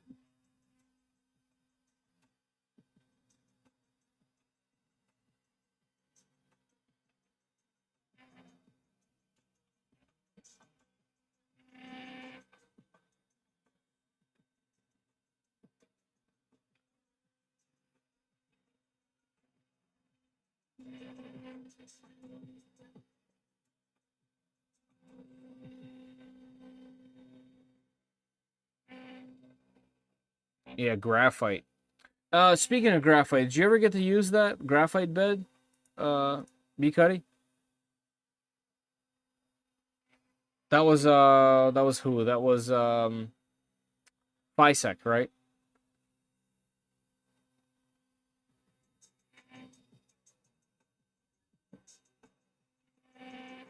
Oh, while we do this, and I remember this, on this thing, can I... No, it's not this one. Wait for it. Nope, not this. Where is it? Oh, this thing. Yeah, okay. So right here, can I do this? No. Wait. No. This? Yeah. Here we go. I got another little piece. Another little part on the Winamp screen. There we go. We got art covers now. Will this transfer to other screens? Let's see. All right, the only screen that has Winamp is this one at the moment. All right, cool. And let's lock that. Yeah. Cool. So like if I go next. Oh, it's not on shuffle. Shuffle. There we go. Yeah, that's cool.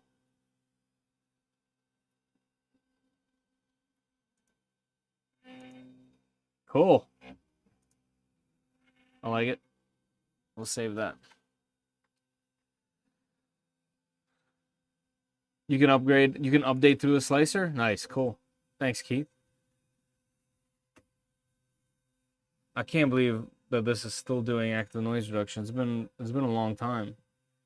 Also, the screen said 10 minutes, but I think it's been like 20. Did you know there's a fork of Orca Slicer that lets you print more colors with just 4 colors? Oh, yeah. I've seen some videos pop up of literally like full color printing. Seems pretty cool.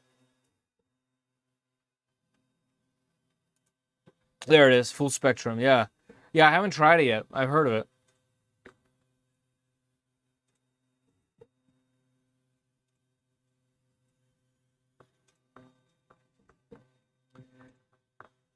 Is the U.S. trade tariff now pushing up the prices of 3D printers sent to the U.S.? Probably. Is it the import times longer too? Yeah. Yep. I had to pay tariffs on my what's it called order? PCBWay order. But it's not just 3D printers, it's things going to and from China depending on what's currently happening in China.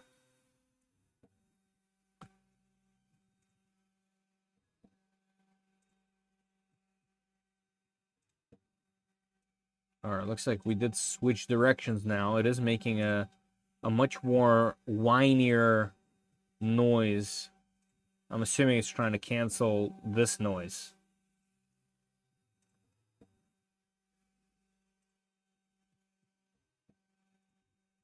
So, looks like one motor is just stationary and the other motor is moving back and forth.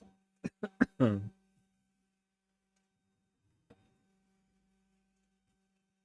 do want to pop that cover off from the tool head there just to see what's under there, but we're gonna have to wait to do that.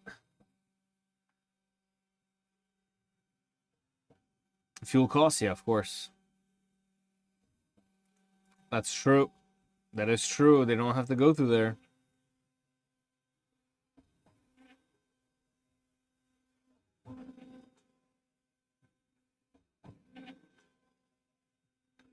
Think I have an idea why they keep running with skinned versions of Clipper and call it their own OS? I think it's a pride issue in China. Hear me out. Yeah, no, I believe that. I believe that.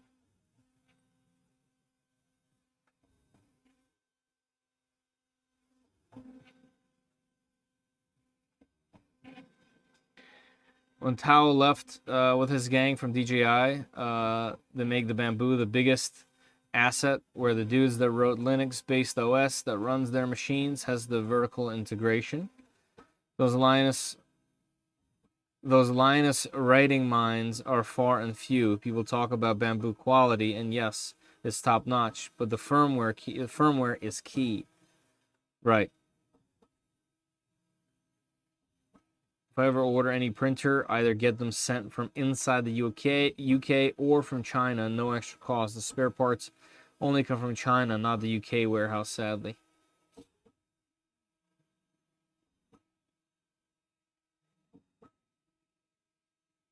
I'm trying to think if I like this camera angle or not. It looks pretty good.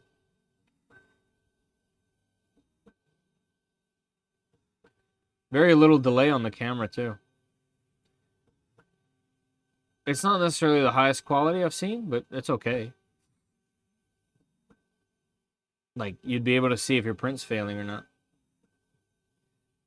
It is a bit yellow, isn't it? Like, even though the LEDs are kind of bluish. Oh, are we done? No, we are just going slower now. Wait. Oh, I thought we were homing. No, now we're doing a whole circle. Oh, okay, now both motors are being used.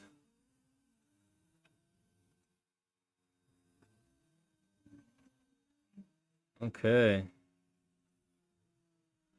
Full range of motion. It's a fun little dance. Linux. Oh, okay.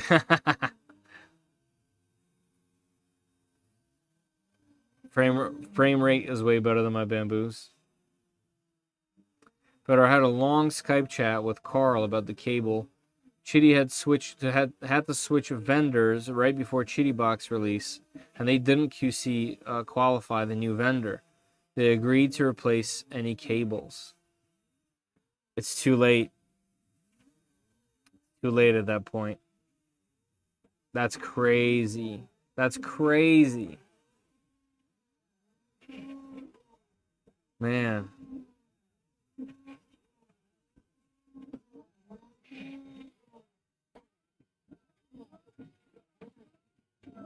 Okay. Something fell behind me. Anyone notice any movement back there? This has got to be some of the longest calibration ever. Thing whisper quiet. I have no VFX. Yeah, right. Yeah. The problem I have with it isn't the fact that it's doing this calibration. Right now, it's going wild. By the way, I don't have a problem that it's doing calibration. I like calibration. I think it's a problem that it said it was going to take 10 minutes. This has been way longer than 10 minutes.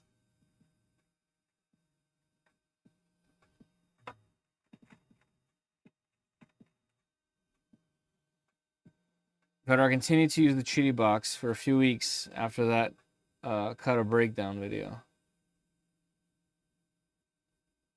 Feder 2.0 knocked it over. Yeah, something fell back there. All right. It looks like the device calibration is done, and now we can hit finish, only to do a firmware update.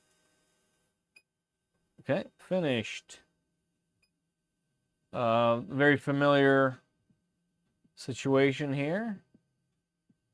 All right, filament backup. Yep, all good. Model fan, hotbed auxiliary fan, cavity temperature chamber fan. Got more calibrations, of course. There's advanced nozzle PID and hotbed PID, and then there's a full calibration, and you can do them individually. It's nice. There's just regular movement. Let's see. I am signed in, I guess, through there, even though I said skip. All right, that's fine. Belt detection. So there's something called belt detection. I don't know what that means, but it's there. Print setting, non-standard size nozzles. Okay. Lots of options for everything. That's kind of cool. Device. Firmware update. Optimize print quality. Fix frequent nozzle clogs. Oh, that's big. Fix other known issues. Okay. We're going to hit confirm. Updating firmware. Please keep the machine on. Downloading firmware. Please wait. One thing I'm noticing is no weird English translation so far.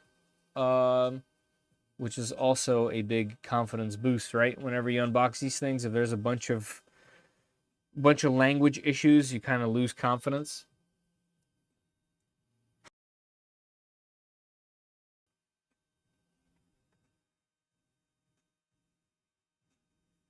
Federer, since then, the box remains unassembled. We got boxes 2 weeks before the world, and it was a bad launch. Yeah, I can tell you that's true. We all know that AnyCubic has a terrible time with their time estimates. Not to get political, but have you guys seen the latest Lego short movie Iran supposedly made? No, I haven't. That sounds fun. Iran. Yeah, their time estimates are crazy bad. Usually you just double it or triple it. Well, I think we have to double it for this one. At least this says please wait, doesn't just tell you a time. Guys, while we're waiting though, don't forget that Polymaker is sponsoring a giveaway at the end of the stream. And it is just under 11. We do end usually around 12, so just keep that in mind for the giveaway. And you have to be subscribed to the YouTube channel, and you have to be here present in order to receive the filament. And I don't mind if you've won before. Also, don't forget to hit the like button. Thanks, B. I appreciate that. Also, don't forget to hit the like button. Hey, Papa's here. How are you, Papa? Appreciate that. Are you going to play with the Snapmaker Orca to try out the multicolor blending? I do want to check out the Snapmaker Orca, but I don't think it's just the Snapmaker one. I think any 4-color machine can use it, which is kind of cool. They need like buttons on Twitch. Yeah, true. Polymaker filament is peak. Polymaker's selection is amazing. One of my favorite filaments, PPS CF by Polymaker, is fantastic. If you're into cool colors, they also have some really cool colors. The best red possible is one of their creator spools by Hedgehog Makes. There's a lot to like about Polymaker. I'm learning more about their ABS from B Cuddy as well.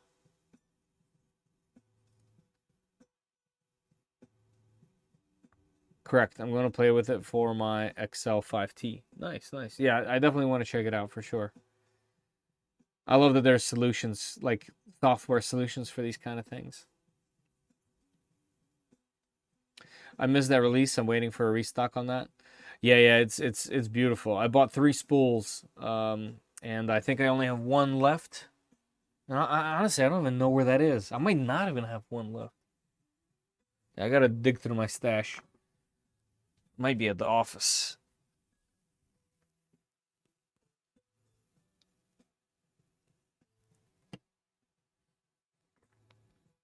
Yeah, and they keep expanding too. They're making a lot in the US. There's a lot to like.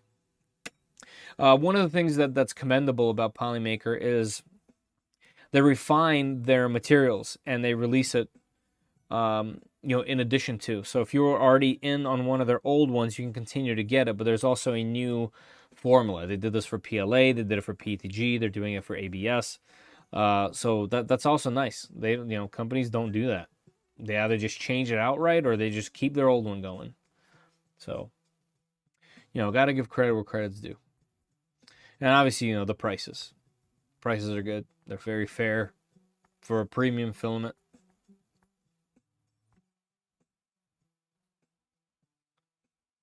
All right, there's 0 noise now, which actually brings me to another praise. I hope this isn't just because it's in the firmware update state, but there's no fan noise. And one thing about the K2 Pro, or the K2 Plus rather, is there is a constant fan on. I'm a huge fan of machines that turn off all fans when they're at idle. Yeah, sounds like there's no fan, so I hope that stays.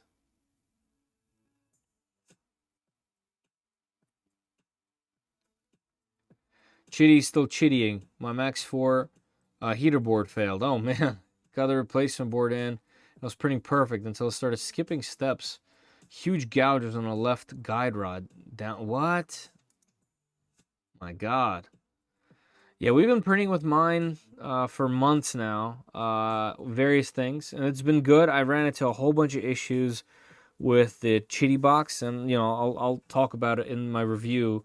I'm actually going to do the review in 3 parts, like the printer itself, which I really like and can recommend, the Chitty box, which is like almost there but not quite, and then the Polar Cooler, which is also amazing but not quite there. So I don't know if that one's gonna come next, or because I do also have to compare the Cobra X and the i7 by Sparks. Both those are extremely comparable machines, and are both good. That's the other thing. It's super inexpensive and great. The filament I won from you was the first time I used Polymaker filament, and I love it. Thanks. Oh, awesome. Yeah.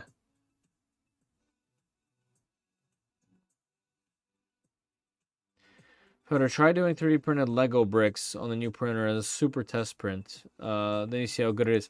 I've actually printed a whole bunch of 3D printed Lego bricks before. Even on my old custom machine back in the day. This firmware has been sitting in the same spot for quite a while. I'm kind of peeking up here a little nervous.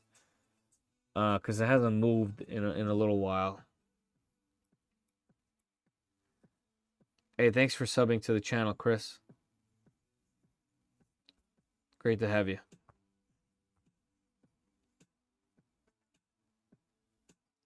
Yeah, one thing about cheating machines that I've noticed is the reviews are a bit all over the place. Some people just love them absolutely, and the machines have been fantastic, and some have just been bad, and there's been a lot of issues, and it's really hard to tell what's what.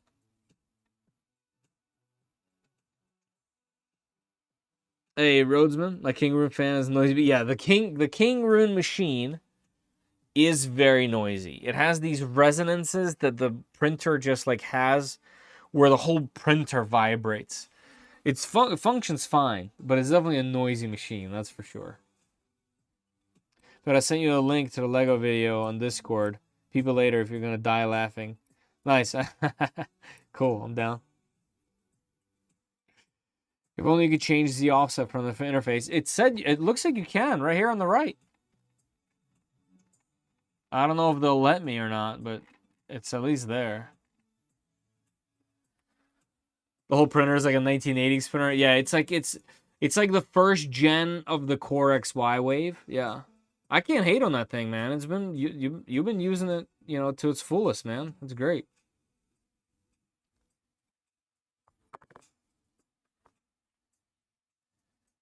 Yeah, that's actually a good thing to note. Their build plate is crazy. It's like the most sticky PI plate ever. Getting prints off there is legit tough. You got to make sure to print a little bit lower on the hotbed heat. Like, it is the stickiest material, period. Hey, you going DH? What's happening? How are you? We're done. Oh, MCU firmware upgrade failed. Uh-oh. And we're back to firmware update. Please wait. Uh-oh.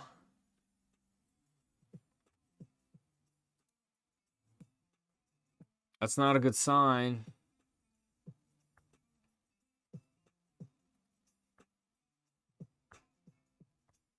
I wish I could see the console so I can see what's going on with the machine.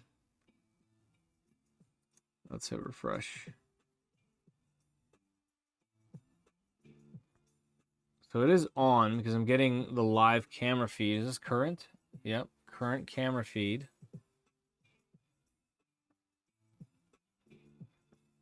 The filament informations fail to load.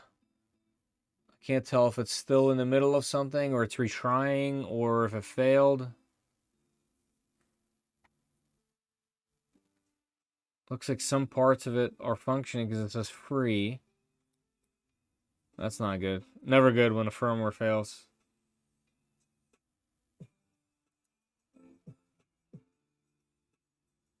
More information, firmware version. So it looks like there is a new firmware for the Ace. This says Ace 1. Uh-oh. So there's new firmwares for both. This is alarming that it says that this is an Ace 1.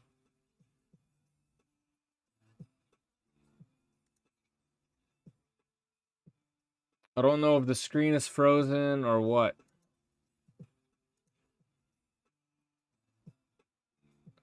So it might just be the screen.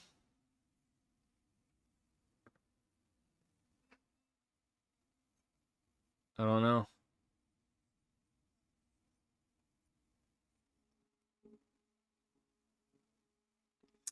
Check your whispers.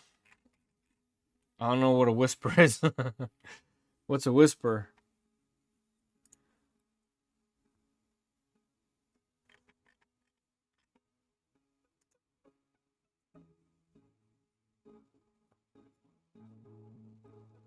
Oh, that's thanks, Enraged Bite. I appreciate that. I don't know if I should. Guys, there is a $50 coupon for AnyCubic S1 combo. Looks like Fans1MC, FANS1MC, if anyone wants to order. Be sure to use my link, but I'm pretty sure if you use this coupon code, it removes my affiliate link. But yeah, $50 off. I appreciate that. Thank you.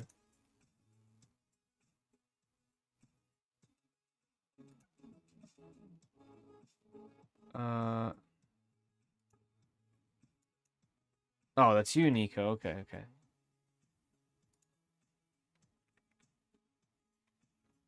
Hold on, let me accept. All right, there we go. I think I caught up with everybody. Live stream, yes. Okay.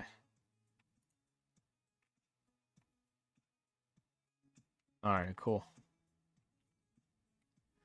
All right, back to this. So this says downloading now.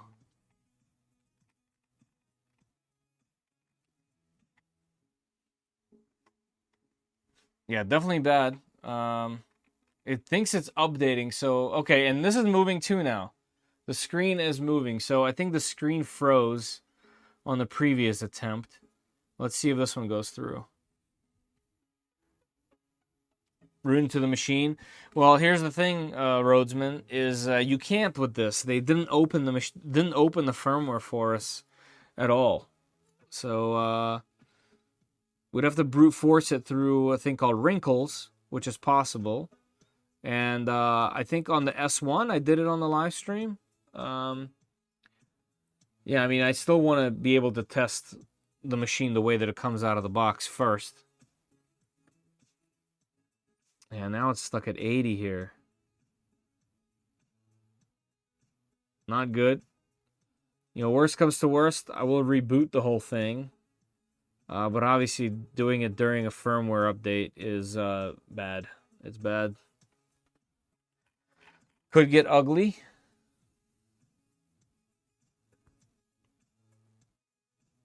In Twitch message. Okay, let's see. Let's go to Twitch on here.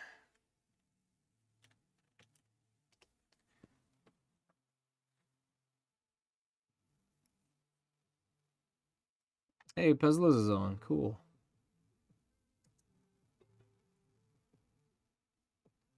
Where?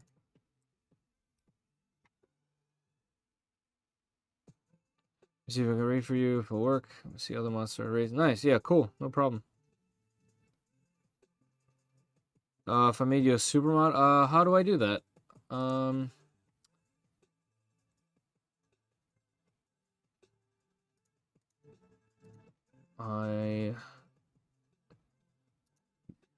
problem is I don't know how to, but I'm trying. Let's go here. Can I click on your name here?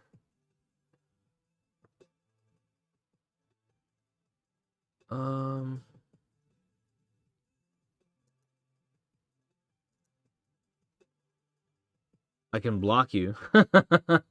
I can unmod. I can ban you. I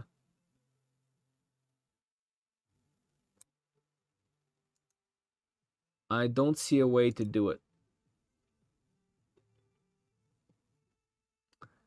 Let me try. Machine's still updating.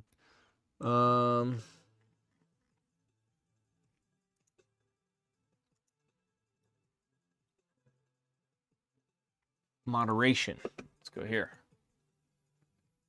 Settings. Aha, mod management. Okay, here we go. So you are. It says you're a mod. I can remove you. Let's see what happens if I click into your name.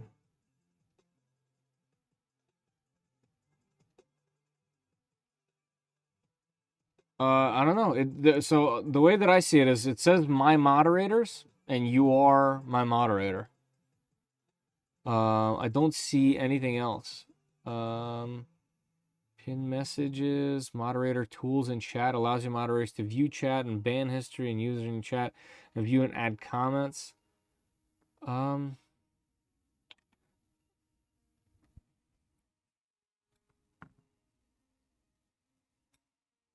don't see anything else. I don't see super mods. Is it possible that I have to be a certain level? Because that could be a thing. Like I'm not a partner, or something like that. You know, that could be a thing. You guys update firmware? Yeah, trying. Last update on S1 killed wrinkles. At least I can't get it to run anymore. Oh man.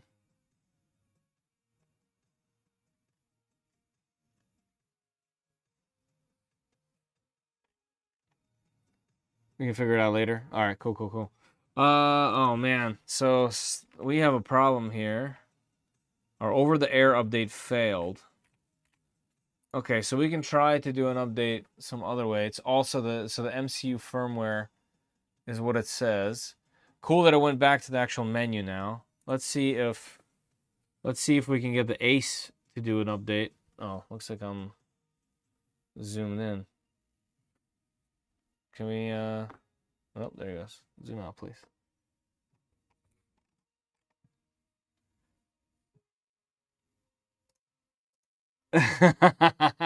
That's surround sound.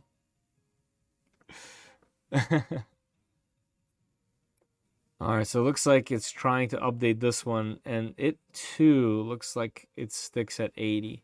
One thing I'm gonna do is I'm gonna restart. Once this either does it or fails, I'm gonna restart the machine and give it one more try.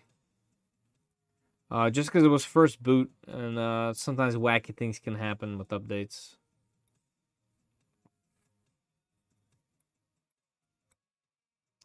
Take a screenshot. Oh, I guess it's too late. What do you mean about the failure?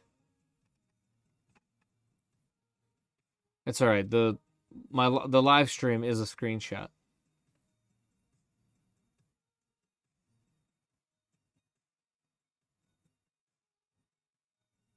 The lead screws have a very good amount of grease on them. Worth noting. Good looking machine. Please regularly clear up any foreign objects from the floor of the chamber. Sure. Can you plug it into LAN? Yes. Yes. But my Wi-Fi is literally right there. Like I can see it. Like it shouldn't be related to internet. Hey, thanks for subbing, Taz. I'd restart machines once this fails. Yeah. Once this fails or whatever it does, I'll do a full reboot. Yep, I agree. Clipper does need that sometimes. Wacky stuff happens. So I probably shouldn't have clicked it because it looks like both of them are at 80 and stuck specifically at 80.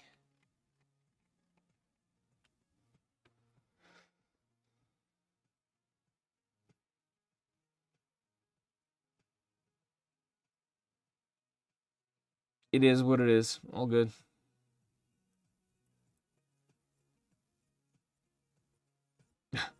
Morse code update fail.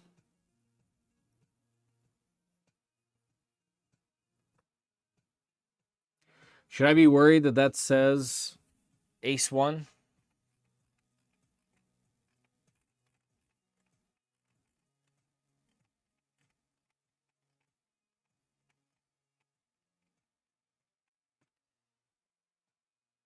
Yes. All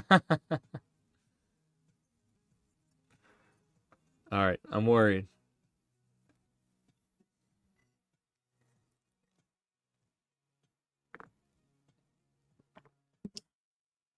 It's all right. These things happen. These are computers. It happens with computers. It happens with phones. It happens with all kinds of things. It's all right.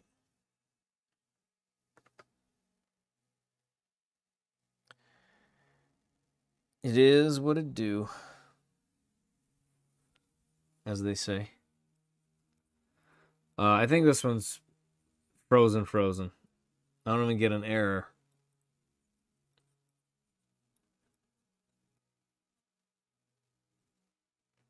I think we should remain patient, right?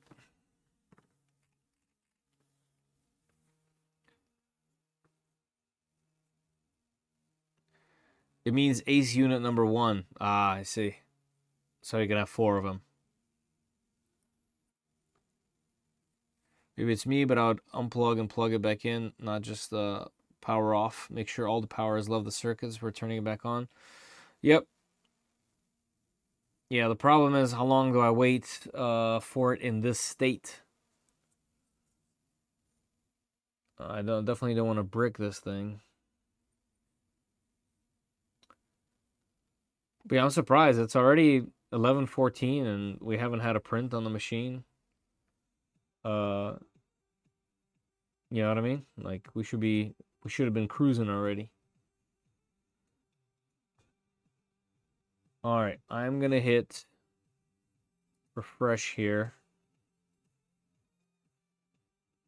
So it does still say firmware updating.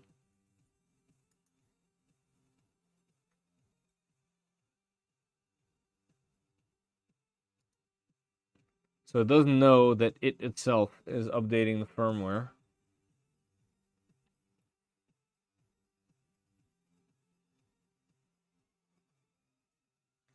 I did try to update one at a time. The printer itself failed first, and then I tried the box, and the box is stuck at 80.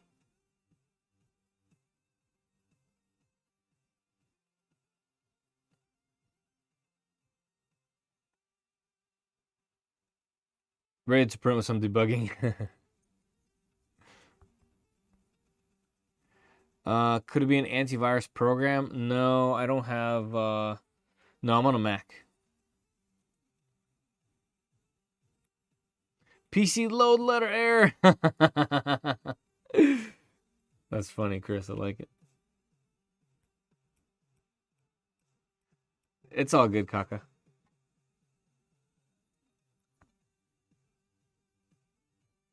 Well, my gut's kind of telling me to just cut power.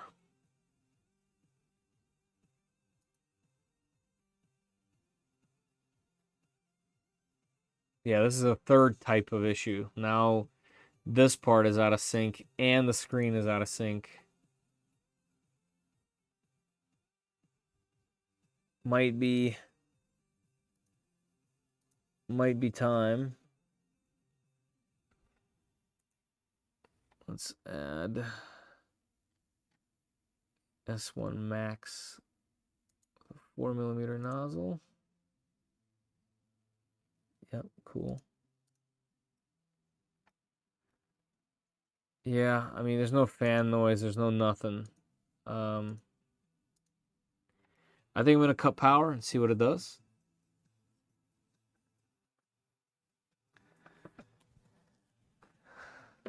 All right. We're doing it. I'm going to cut the power. We're going to see what happens. Killing both. I'm going to unplug them for a few minutes. Well, not for a few minutes, for like 30 seconds. And we'll go from there.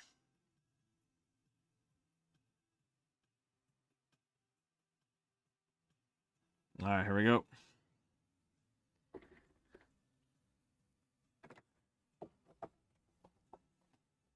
All right, on.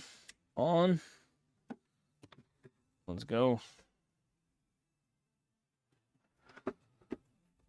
Let's see. I wish I had a console so I can see what's actually happening with the machine. It's one of the reasons why I specifically love Clipper. I wonder if there is a advanced. Maybe there's an advanced tab.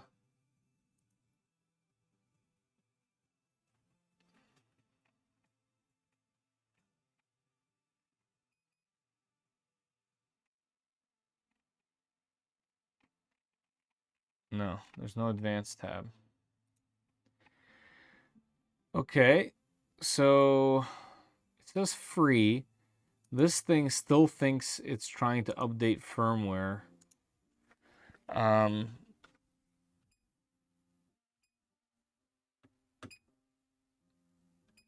device. Okay, when I click device, it does want me to update again. I'm gonna hit cancel. ACE information. So the ACE also has one. Let's do the ACE on here first. Updating ACE firmware. Okay. Firmware update. Okay, it's moving. It's moving and grooving.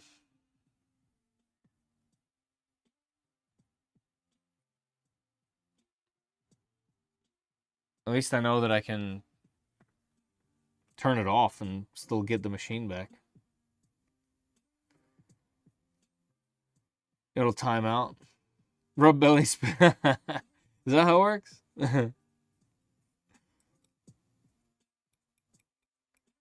Let's see if it gets stuck at 80 again.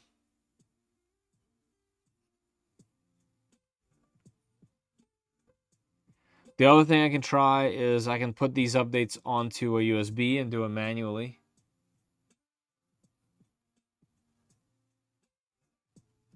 Restart app.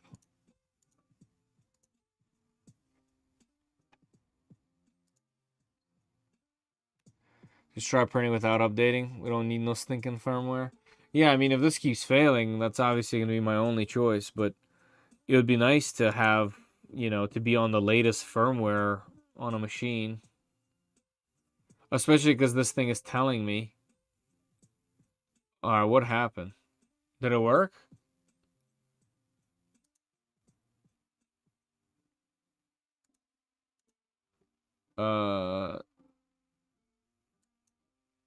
Yeah, it worked. Okay, so the ACE update worked. So it needed a restart. All right, so let's do the full one.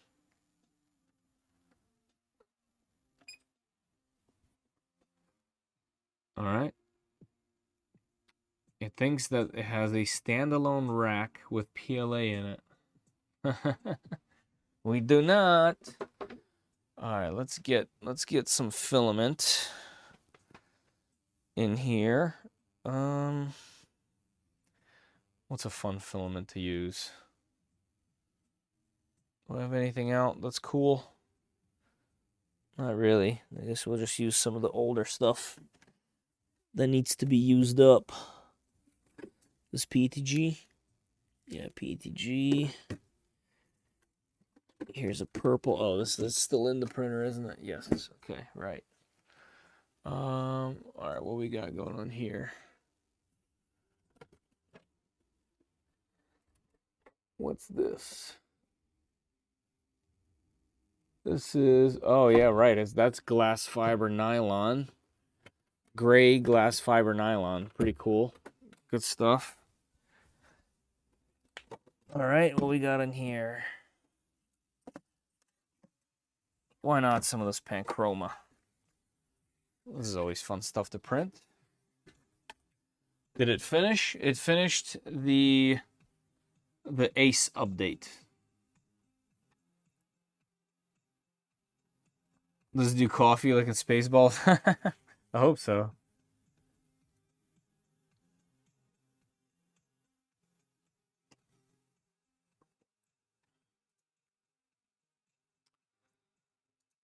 There's no status. Oh, okay. It's moving past. It went past where it normally goes. And we got a crazy blink up here. I don't know if you guys can see in the camera, but these LEDs are blinking like crazy. Okay, that went away, and now there's a new bar moving. So we got a whole new thing going on. It's got a heated chamber, get ASA out. Well, yes, but you know they're not going to have ASA prints pre-sliced on the machine. So, unfortunately. All right, I do think this update is working, though, because it's doing different things. So, as a lesson, restart the machine before doing a firmware update on the machine. To the moon, Alice. Yeah, it's a large machine with a heated chamber, heated filament management, and they hot end that can go to 350C. This is great.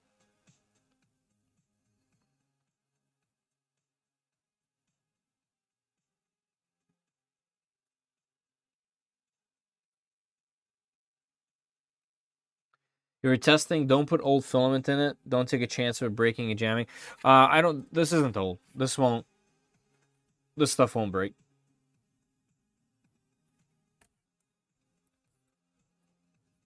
I have pretty high confidence in Panchroma. But this is technically good advice.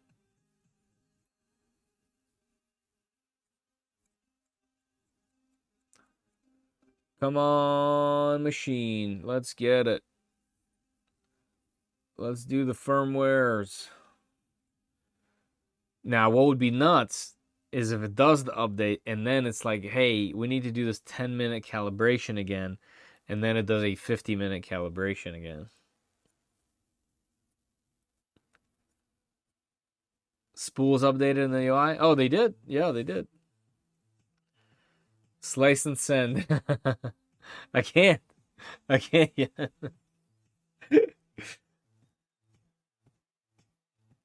We're very close. See, look, it says machine is busy. Yeah.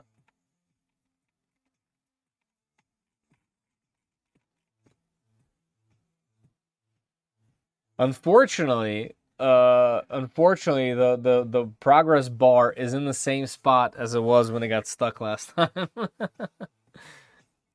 And whatever's happening with the LEDs on here is not very confidence inspiring.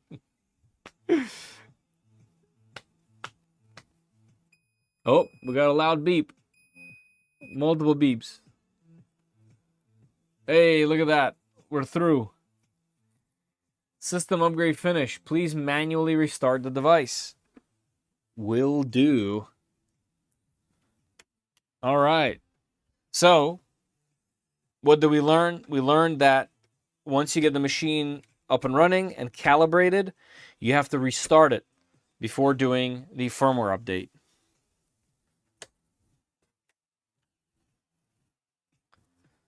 All right. Let's go.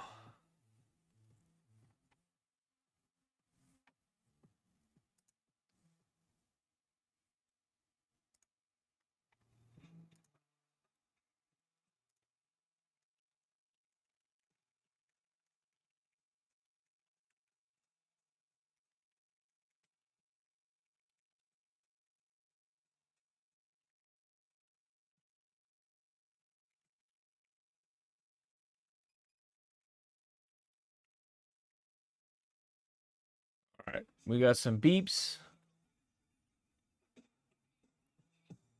No LEDs on the Ace yet.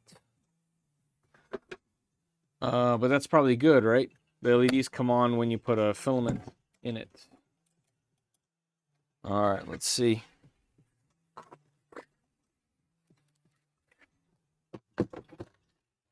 Ooh, nice little cubby. Yep. Okay. Immediately spools it. Closes perfect. Very nice. And yep, we are sliding out. It's going nice and smooth. Very good. Actually, very quiet operation. It doesn't do that thing where it slows or speeds up in the middle to push the filament all the way through. And there we go. We've just breached the back here. And they went back? Yep, it went back. Okay, I thought it would have gone somewhere else, but that's okay. All right. Go here. Let's pick the material. Identifying RFID. Okay, so I guess I have to wait until it stops. All right, here we go. Okay, it picked PLA. Lots of materials on here. Let's make it. It is like a funky color. Yeah, custom. Yes. Yes. I love this part on the Cobra X. Definitely one of my favorites. Fantastic. I love it. I wish all machines had that. That is a really great, cool thing. And then there's a dryer option. I can hit dry. All right, we're drying. There's 43% humidity in there. And the temperature is 45, which is good. Cool. I love it. This is good. I can remove, I can extrude, I can retract. Yeah, this is fantastic. All right, great interface. Nothing weird there. All right, let's go start printing. Test model. Okay, so we got some benchies. It looks like this is the same stuff as on the Cobra X, maybe. There is an Ace 2 Pro PTFE removal tool. That could be useful, actually. S1 Max waste box. I don't have enough filament there for a waste box. But let's see how big this is, actually. Yeah, this is an 11-hour print, and it requires 593 grams of filament. So we'll need a new one for that. Yeah, let's print this PTFE removal. Looks like there's also a handle that you can print for the front of that. Actually, maybe that's a little better. Yeah, let's do the handle. 6 minutes? Perfect. Yeah, let's do the flow calibration. Let's dry the filament while we're printing. Yep, that's fine. None after, just for now. All right, and let's hit start. Yep, it shows that color. It's in there. Yep. Very familiar interface. So they used the same interface as the Cobra X, which I'm pretty happy with. Good stuff. Cool. Got to do a benchy. I will. I probably will. It just felt like something different, you know? At least you can restart the firmware and update if the update fails. Yeah, that's good. Usually, if an update fails, it's red flags all over the place, so... HDD and AMS have the same blinky lights. Oh, really? One thing about the H2D, since you guys mentioned it, I do have the H2C conversion, and that's going to be the next set of live streams that we do. And I say set because it's not an easy upgrade. It's going to take everything I got in my brain to be able to do, and I'm really excited to do it because I really want an H2C, and I really want to see how they did it, how they let us convert the H2D into the H2C. So that's next. You have to run different calibration, full calibration, but it's usually quick. Well, it depends. Usually it would tell you. This did not tell me. You know what I mean? You're right, though.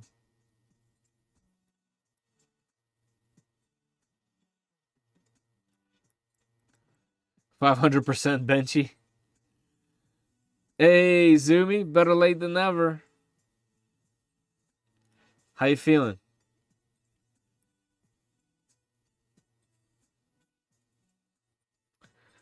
Let's see. So right now it says preparation leveling. And it's not actually doing anything because it is heating the bed to 70. And that is currently at 50. I love the fact that it's not humming with fans. I hear the heater on up there, but the fans are not going. That's a huge plus. That means this is something that could be by you in a work area and not bother you if you're not using it. That's good. Nice. Good to hear, Zimmy. There's a couple people doing the conversion on YouTube. I think one person who shot the whole thing took under 5 hours and said it was easy. I can find it. I'll send you a link on Discord. That's really reassuring. Yeah, my live streams are usually about 3 hours, and you guys know about an hour that is spent just yapping. So if it did take him 5 hours, that'll be 2 to 3 streams. I'm okay with that. Hey, no problem, Helix. Good talking to you, man.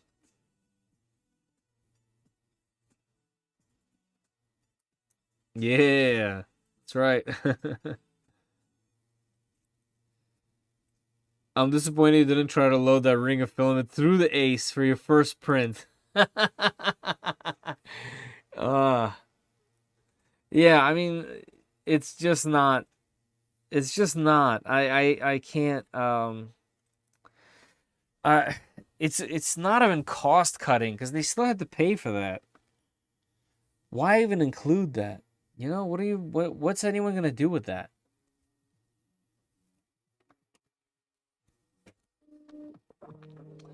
He timed each section of the conversion. Oh, cool.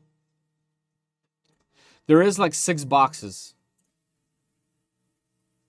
I looked it up and got scared halfway reading through the steps.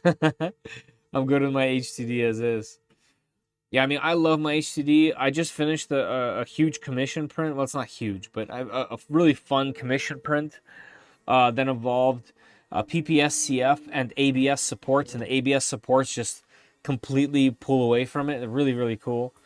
And I'm in the spot where I don't need to print anymore right now. There might be like a couple weeks in between where they might need more. So I'm going to pull the trigger and do the conversion. Probably start it next week.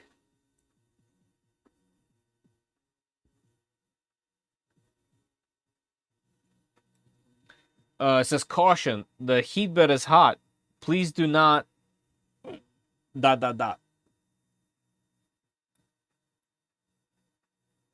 Please do not what?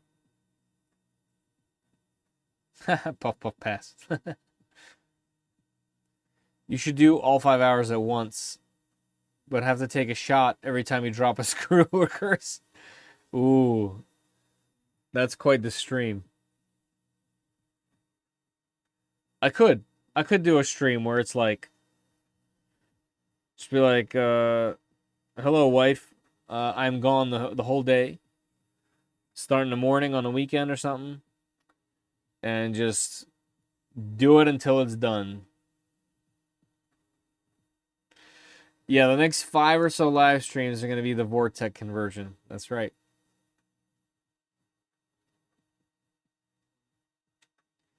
Yeah, because I'm going to do an hour of work in a 3-hour stream. It's true.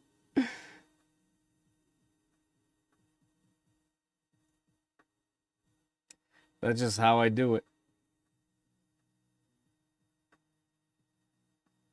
All right, so we did get to 70 on the bed, but then it immediately wanted it to go back down to 60. So now the bed is cooling from 70 to 60, which is interesting. And the hot end is at 140. And the filament is not loaded in, so it'll have to load that in at some point. Assuming since that's the level, it'll do it after leveling. Also worth noting, there are no knobs underneath the bed.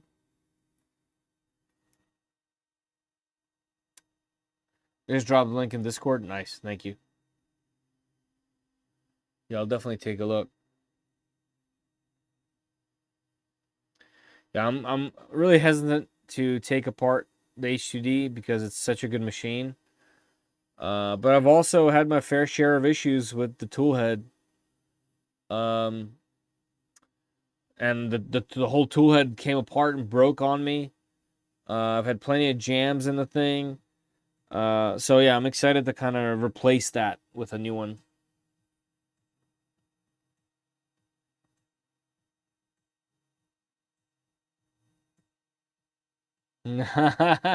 Chris.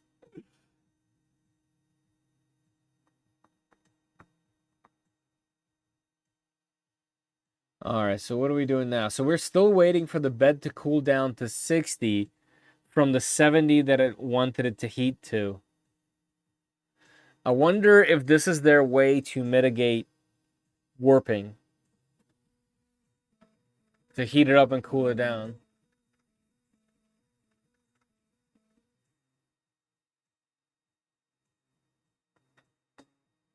All right.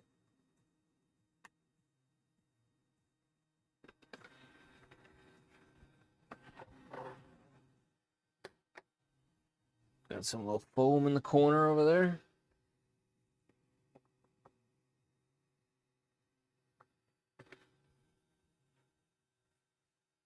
Cool.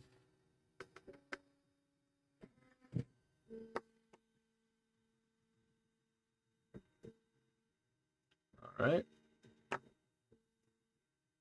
So we are tapping the very far left corner over there. Where do we go from there?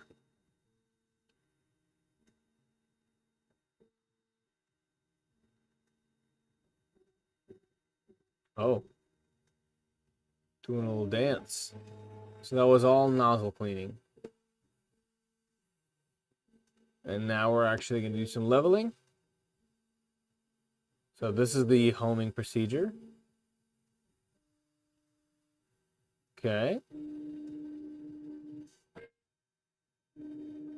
All right, cool. It's not going to level the entire bed. It's just leveling the area that's needed, which is fantastic. That's good stuff. Adaptive mesh.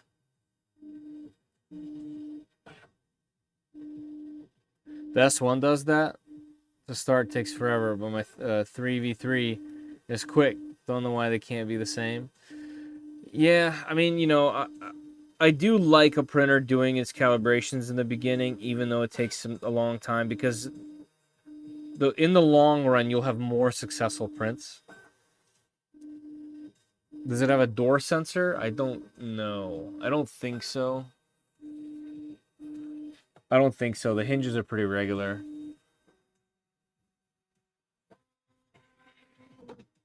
No, that's a magnet, I think.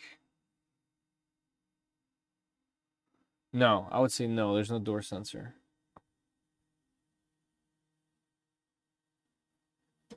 They're probably hoping that the time sensor's at 70, the edges are close to 60. That's true. You might be right on that, actually.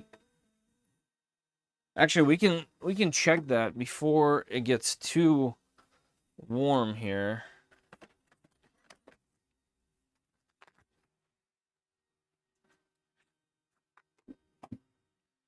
We can check that.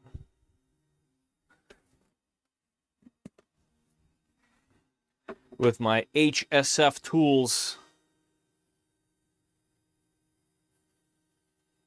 Oh, it looks pretty even. Yeah, that looks good. That looks actually legitimately good. The side is reading 57, 58. Let's see what the middle is reading. Middle is reading about 62. Yeah, side's still reading about 58. Center, about 62. That's not bad. That's not bad. And it looks very even.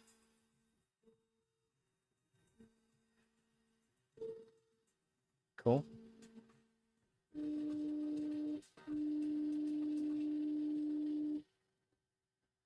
I think I accidentally took a picture. Oh, I took a lot of pictures by accident. Let me remove these. Delete. I took a video even. Apparently, when you just press the button on top, it causes issues. Delete, yes. Okay. All right, let's see what we're reading now. Yep, now we're reading almost 59. 58.9, about to be 59. And the center, about 62. So you're actually right. I have a feeling that that might be it. You're onto it. I think that might be it. I think they set it to 70 so that the bed can kind of catch up.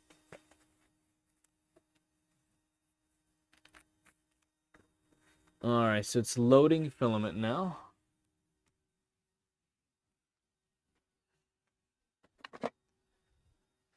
What time we got? 11:43, so around 15-ish or so, a little bit more minutes before the end of the giveaway. So just keep that in mind, guys. If you're going to be sticking around and you want a chance to win some filament, it is from anywhere. You could be anywhere in the world. Polymaker ships everywhere. Jump into that link that's pinned on top of any of your chat windows and join into the Gleam.io. Answer the simple question, and you have a chance to win some Polymaker filament. Oh, and we get to see the poop fly out of the side. No poops yet. Oh, there is a poop. There was blue filament in there, and now there's a blue grayish green. There's another poop that it just flung.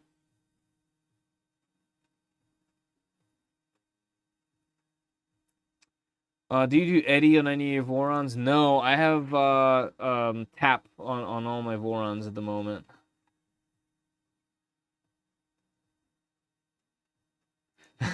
Yeah, right? And that's why I always like to go through the marketing. And that's why I always say there's a disconnect between the marketing teams and the engineers. There always is.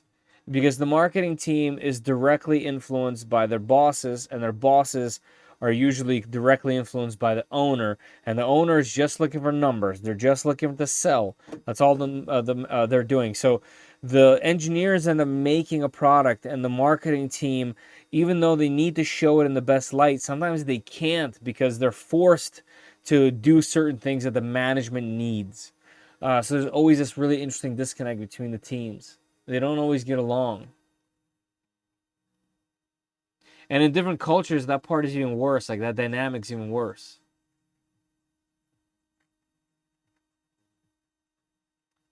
Yeah, like if this was Clipper, or not Clipper, excuse me. If this was a fluid and we got access to it, I'd be able to see what that bed looks like. But I actually don't think there's any way for me to see. You see the new printer Top ER1? They use a Trident style bed tilt to print non-planar? No, I haven't. You're an honorary tourist by taking that many. That's right. So a new filament scrap recycler that turns scrap into filament, only 3K. Yeah, the Creality one, right? Or are you talking about Loop? There's some sketchy stuff about Loop. But yeah, there's a Creality one. I'm trying to get on that. Let's check. The Polymaker does have the Hedgehog Makes Galaxy Red back in stock. Hey, there you go. In my personal opinion, I'm not just saying that. I think that is the best red. It's like this deep, it's not burgundy, but it's this deep red with a little sparkle in it, and it prints so smooth. It's not glossy, but it's not matte. It's this really unique filament. I think they did a great job with it. It's just a good looking filament. It's like one of those feel goods. It's expensive, but it's definitely a really high end PLA. At least it makes it feel good. Makes you feel like it.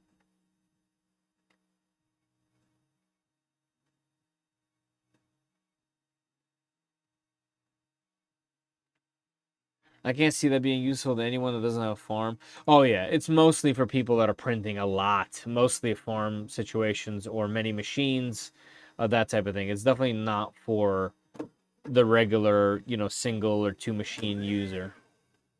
Because the whole point is like they're trying to save you money through the waste. So you got to have quite a bit of waste for it to actually make filament.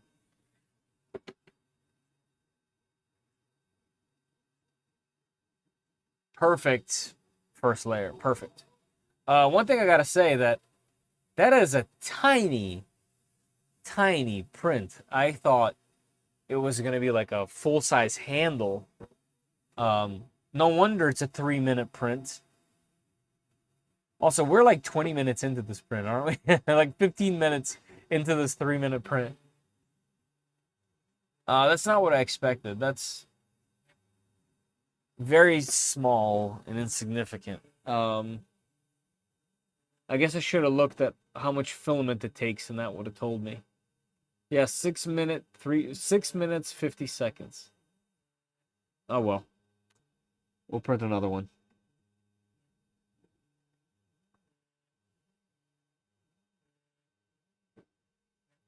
Good. It's good, Zoomy, that we have more options. You know, the prices will only come down as time goes on. This is like early adoption at the moment.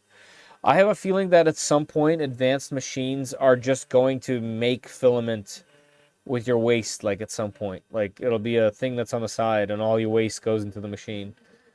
You know? Hey, Mr. Scaries, all good, all good. Yeah, right, exactly. So they were all trying to solve this problem that these multicolor machines have, but now that multi-tool head machines are coming out, there is no waste. So, you know, it's going to probably become, if you want to make your own custom filament, and the reason why I say that is because pellets, like plastic pellets, the raw material before it's extruded into a filament itself, like the pellets, are actually substantially cheaper. Like a spool of filament would probably cost you in the $3-4 range if you're making it from pellets, because you're buying a large bag of these pellets, and not a lot of it goes into a single spool. You're able to change its properties, add different colors, mix different things. Technically speaking, you can make your own custom filament at home, and it'd be significantly cheaper than buying a spool of cheap filament. Technically.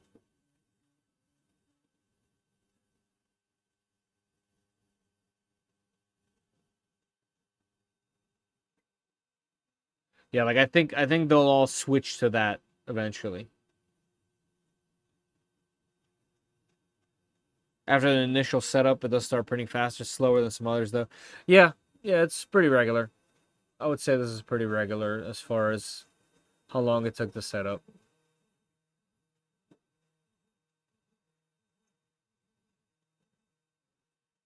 I just thought that this print was larger than it is. Can you guys see it? Like it's comically small.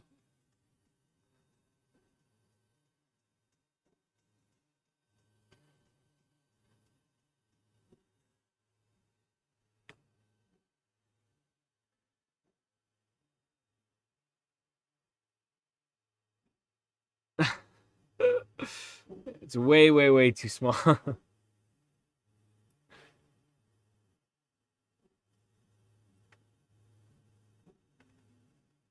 Yeah, yeah. I should have known.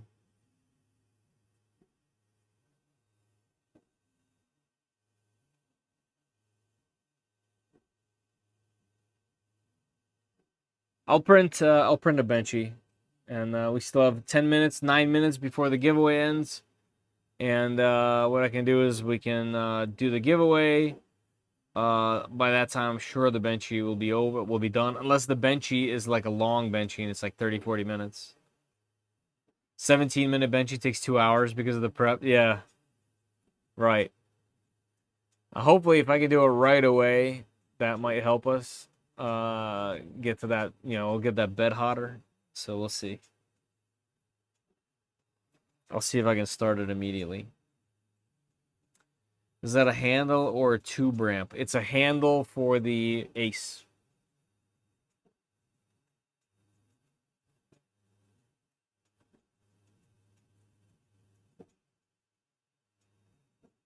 So we'll see. Who knows?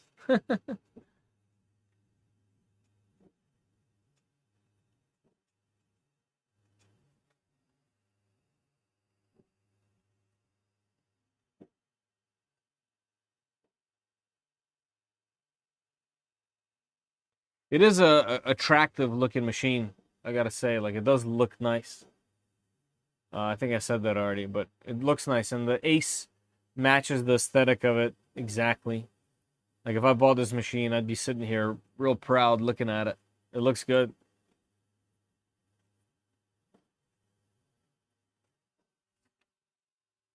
Oh, wow. The feet are actually... Is that metal? Oh, look at that. Okay, the feet are a part of the chassis, and then there's a rubber piece on it. That's not what I expected. That's awesome. Okay, that's pretty cool. So the feet are quite literally a part of the metal chassis. They're not breaking off during shipping, I'll tell you that. Does that say Area 51? Oh, like up here? Oh, this?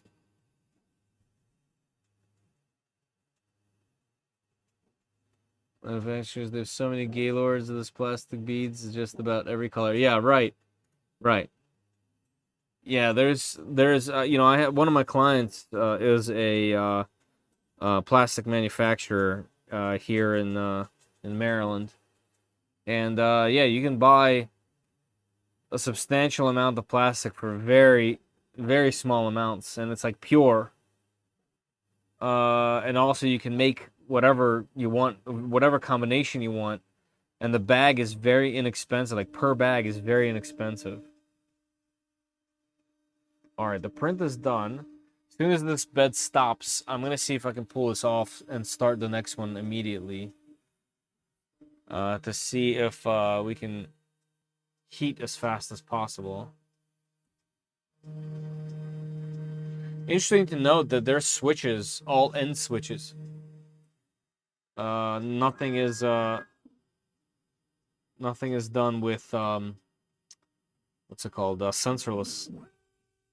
So it did just cut the filament, and now it's gonna purge. I'm gonna see if I can take this off. Oh yeah, okay. This thing still doesn't say done. It's the bottom. The bottom's pretty much perfect.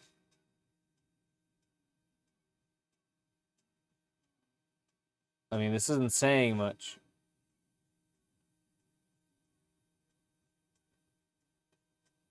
But it is a perfect print. All right, it's unspooling. Man, this thing is really quiet. The Ace 2 is quite the improvement on the noise, that's for sure. Can I queue up on the next print? No.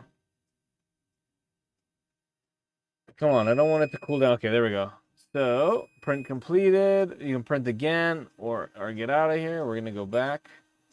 Start printing. Test model. There's 2 benchies. Let's see what the first one is. The first one is 15 minutes. The second one is 40 minutes. All right, we're going to do the 15-minute benchy. No calibration, just auto leveling. Let's go. Start the print. Same plastic. All right, let's see what it's going to want it to do. All right, it's going to go back. Now it's trying to get it to go to 70. All right, so while this is going down, here, come on up.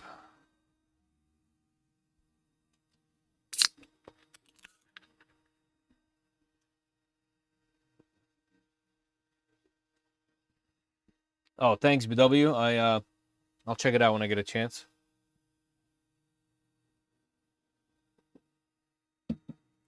Zoom, yeah, that's crazy. All right, check this out. Here's our little handle.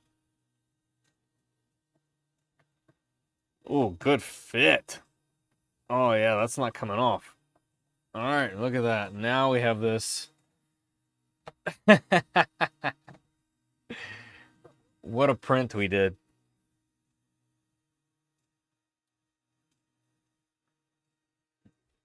I like when the printer has pre-sliced modifications for itself. We've been asking for machines to have their poop buckets on the thing pre-sliced forever, and they gave it to us. You know, the color. There's so many things on here that's like fantastic and pushes things forward. Custom color in the firmware, fantastic. These two coolers on the sides pulling in fresh air, super great. Filtered air, heater, hot printing, huge size, 350 by 350. Nice, clean aesthetic, good colors everywhere. User interface is good.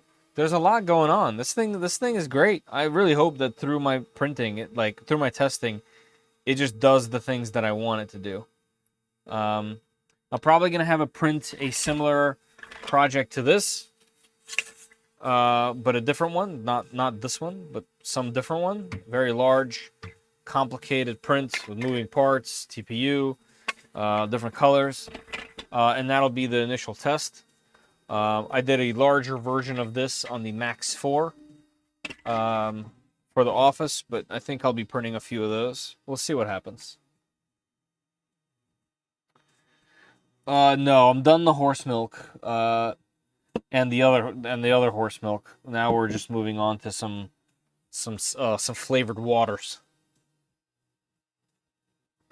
Groundbreaking print. Yes.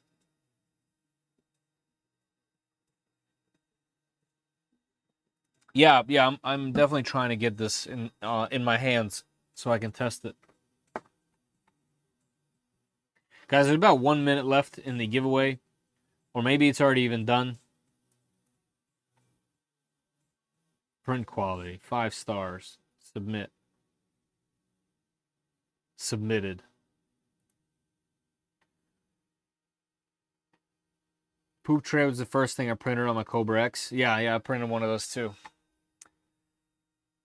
All right, so this thing is now cooling back down to 60. So that is a thing that it does. It heats to 70 and then cools down to 60. I'm guessing that way they can have a more even bed. Kind of an interesting tactic, to be honest.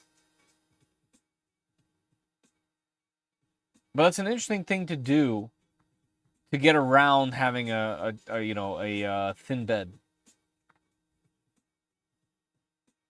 I'm gonna mail you all my poop is not something that I want to hear.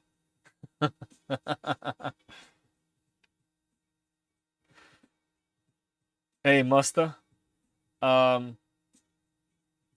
Which filament is best for keychains? It depends on the machine, right?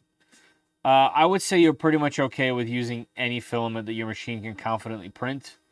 I would go for a PETG over PLA because PETG has a tiny bit more give in some situations, and that'll be better than PLA. Plus, it can withstand a little bit higher temperatures, like if you leave it in a car or something along those lines, it'll be more okay than PLA. But if PLA is all you can really do, then PLA will be fine for a keychain. I've done it many, many times. Ideal, like an ideal perfect world, ABS ASA. Because that's the material that manufacturers would actually use. But yeah, I think a PETG would be perfect for that. Oh yeah, if you have a P2S, you're good to go with PETG.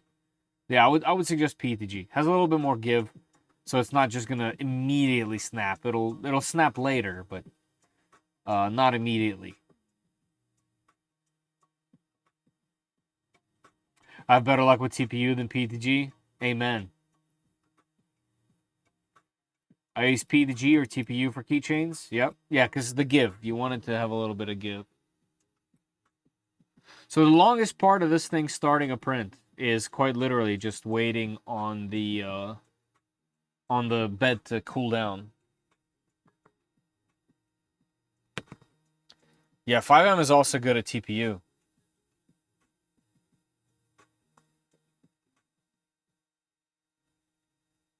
It cut me off and said it was done. Ugh, bummer. Ugh, that sucks. Oh yeah, the PLA HT. That's right. I need to print some things with that. Hey, I appreciate that a lot, Mustafa. Thank you very much. That's very kind of you. I appreciate that.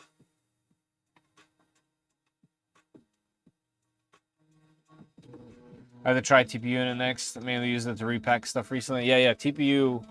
TPU is great. I used it several times. 2-color keychains and prints work. I have 10 keys, needing them. Filament was P to G blue base with white writing. Nice.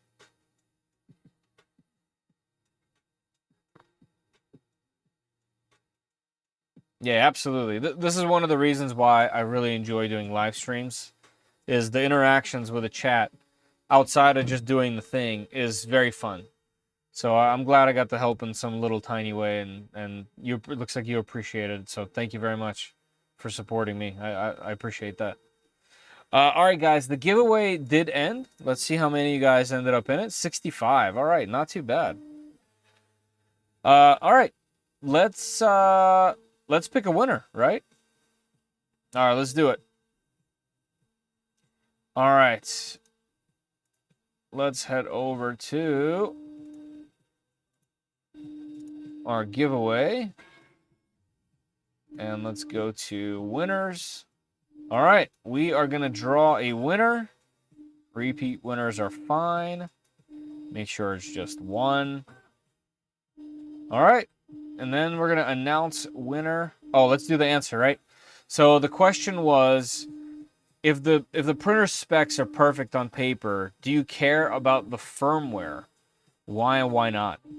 And this person said, I prefer open source Clipper for easy modding, and with all laws trying to force AI monitoring into our printers like California, Washington, and New York are pushing. That's fantastic answer. I'm glad you are the one that this thing pulled. Announce winners with avatar. Let's go.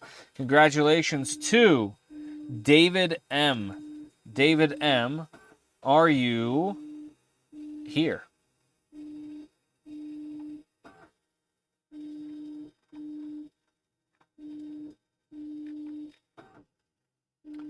Hey, there he is. David M, congratulations on your winnings from Polymaker. Also, I forgot to open this screen, sorry. Congrats, man. Here's what you need to do. So listen up and then let me know in the chat if you are cool with everything. So you need to send me an email to fedor@3dprintsos.com. My name is spelled Fedor. Fedor@3dprintsos.com. You can also find this email on my YouTube channel in the About section. All right? So send an email to fedor@3dprintsos.com.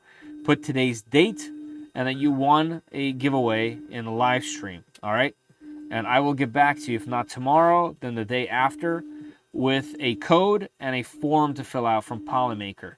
You will connect that winning code into the form and it'll attach some amount of money to your account. Sometimes if you catch a sale on their site, you're able to buy multiple spools. All right? So let me know in the chat if you're cool with all that. Will do now. Sounds good. Awesome. Congratulations and thank you for your support. Thank you guys for all joining in and hanging out. I appreciate it. I know a lot of folks leave after this, but I'm gonna wait a little bit for the printer to start doing its thing, and maybe I'll just wait the full 15 minutes until it's done.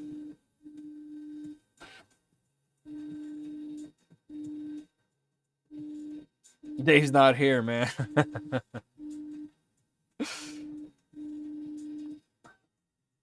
Absolutely. Hey, Colin, thanks for being here, man. I appreciate it.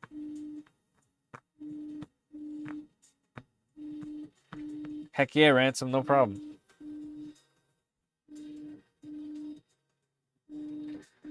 All right, so why is it homing? Why is it doing a level over there? This is a benchy, right? Why is it doing a full leveling? I would say probably an old G-code. Yeah, right? I just noticed that.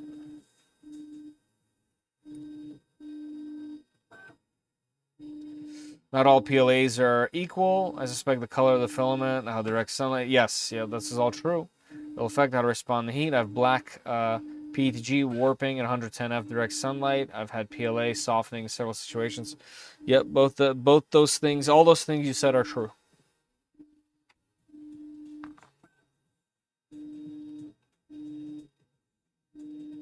Hey, thanks. I'm glad you enjoyed it. I'm just hanging out with my friends. You know what I mean? Hanging out with my friends, checking out a machine.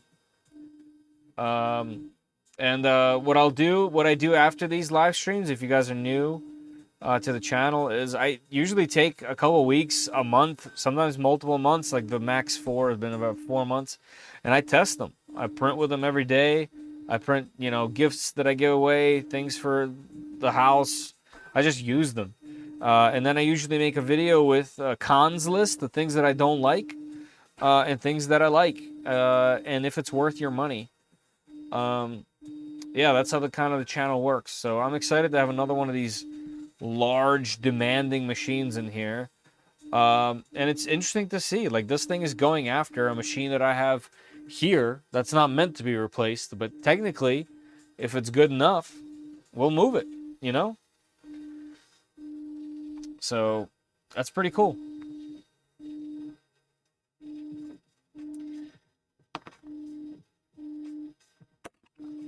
And yeah, this is machine, I think, number 90. Yeah, right. Yeah, this is the last box. This is machine number 90.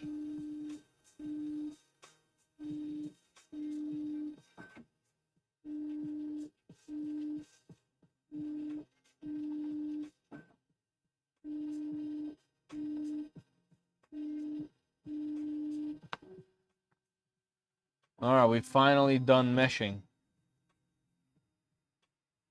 Now it's heating the nozzle. And the filament's still not in, so it hasn't pushed the filament in there yet.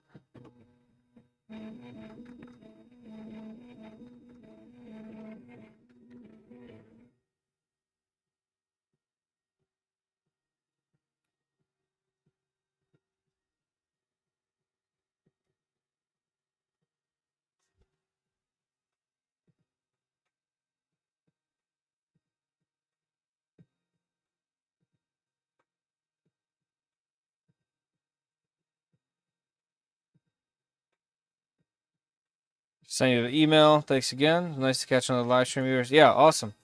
Yep, I'll check it out. Like I said, if I can't get to it tomorrow, it'll be the day after. Let me make sure I got it so that it's not like in what's it called spam or something. Yep, got it. Cool.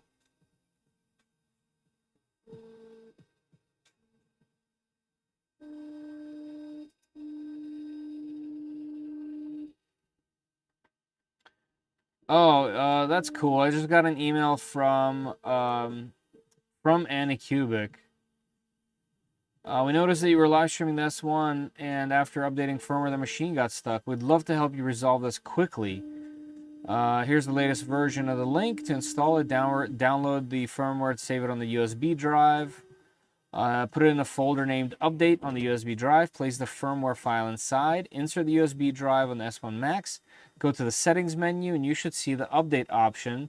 Let us know if that does the trick or you need any further assistance. Best regards. Oh, thank you so much. That is very... And they sent the screenshot. Let me reply real quick. Wow. Thank you so much for the assistance. I got it after a reboot, and the machine is working great. I appreciate you guys checking in and trying to help. Smiley face. Send. Thanks, AnyCubic. It's always nice when a manufacturer is a part of the process.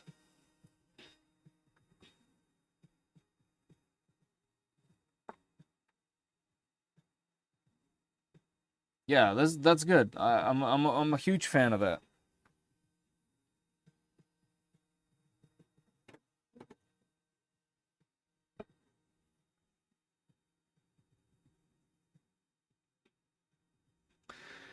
Now I want to know, so on the back of the original Ace unit, you can, as you guys saw in my previous video, you can modify it really easily with a USB-C cable, which allows you to install it on any other Clipper machine, because it runs Clipper.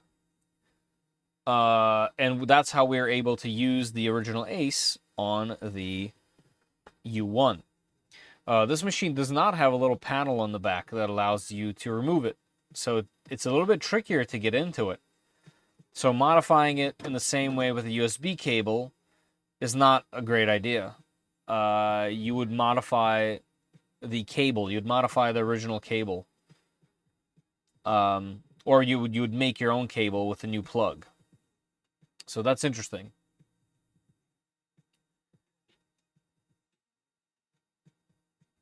I'll have to check out the original Ace cable that I have and see if I can do it.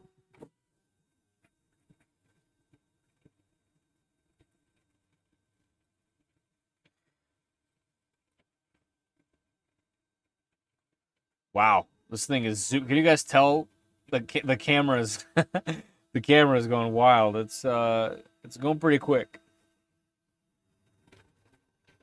I want to see both these side fans spool up. Oh, you can't see the fans. The fans are literally inside. Oh, okay. Wow, right, because it's pulling air. It's pulling air from the handles. Oh yeah. If you put your hand down there, it's like actually blowing air. Sucking air, rather. Cool. Yeah, dual-sided cooling is always fantastic.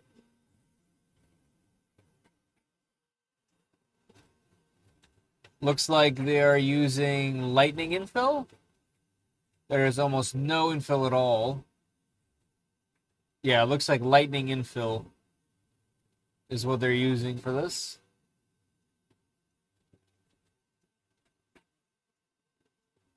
You know what's interesting is the parts fan is not spinning. Both the side coolers are spinning, but the actual parts fan is not. I wonder what's up with that. I modified my cable. Yeah, it looks like I'm going to have to. Yes, no prime line. No prime line. It is shaking the table. It's going pretty quick. I gotta say, it's pretty quiet for what it's doing right now.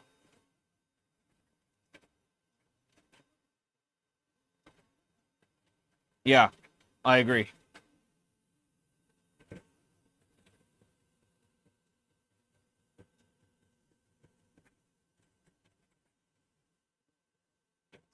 I wonder why the parts fan is not working.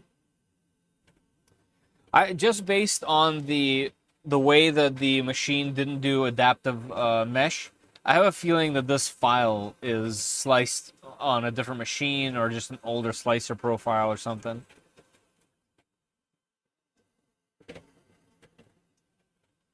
Yeah, definitely quite the hull line there. I can see it from here. But yeah, there's some strange things going on with this benching, considering the fan and the lightning infill. Chamber fan. What's the chamber fan? Is that one back there?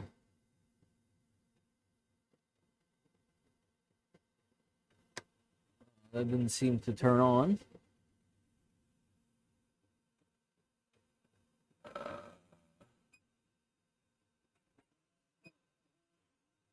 Okay, what about the parts fan? Oh, there he goes. Yeah, that is that fan. Let's go to 100 on that. And where is the parts fan? Model fan. Model fan is not on. Let's turn it on and off.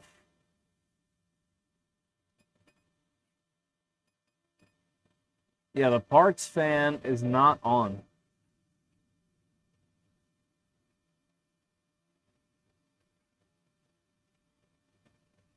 But yeah, I got all the fans just straight blasting now.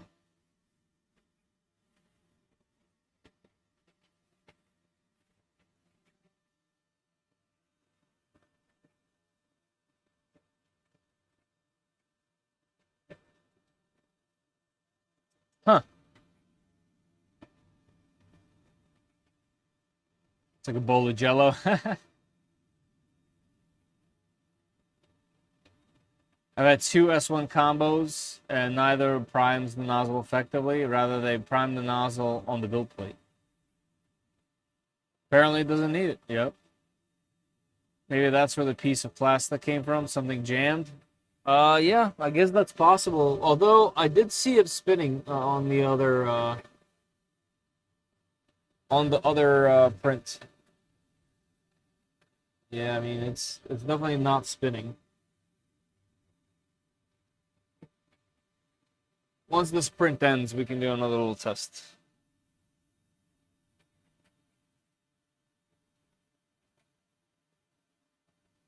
But yeah, I did throw that piece away, and there's no way I'm gonna find it now.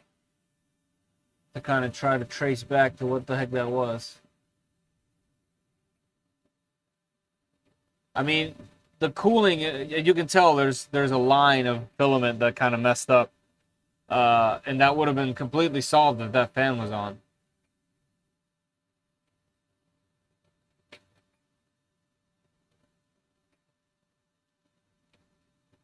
That's just a slicing thing.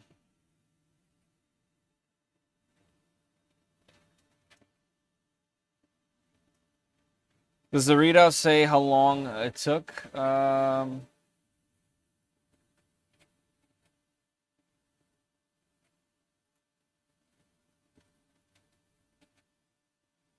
No, because there's no console or anything really. So unfortunately, no. There's no way for me to tell what anything took.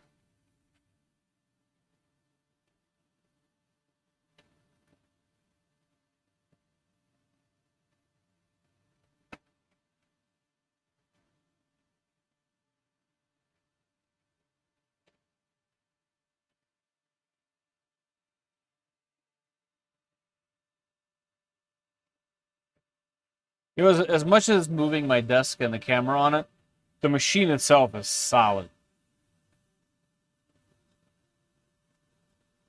Man, that cooling line right there, this line right there would have been totally fixed if it was just using the other fan.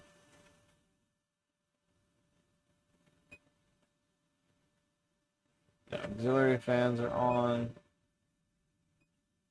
Yeah, for whatever reason, model fan says it's on, but it's not.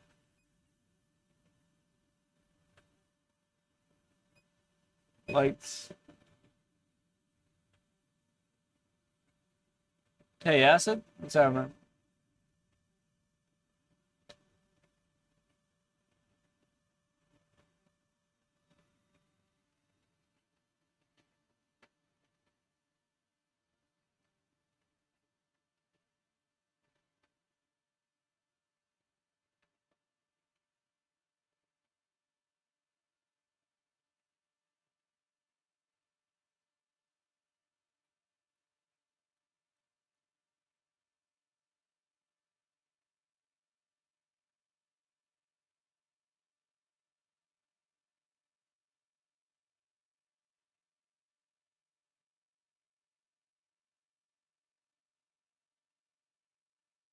Um,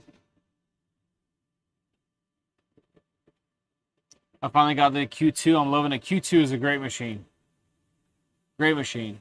I gave mine to a buddy of mine, and he's making his own product with it. It's a center cap for wheels, and it looks. He just showed it to me today. Oh man, that machine is workhorse. You slice a fresh one and print it to see what a difference. Yeah, yeah, for sure. I'm not mad at this benchy, but I'm mad at the settings. It looks like it's doing a fine job despite the fact that the main fan's not running.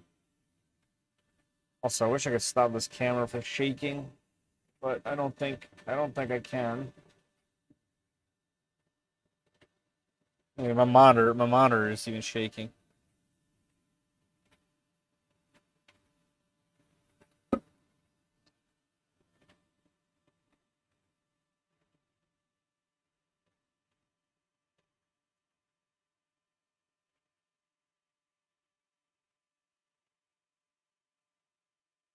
It says 15 minutes.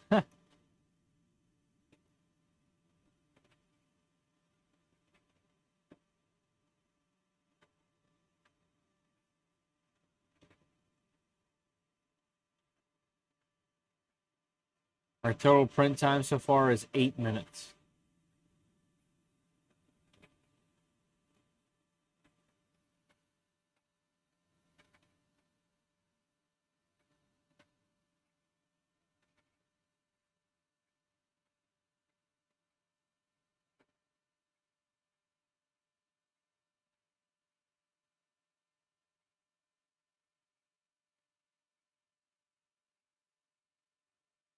Yeah, no purge line.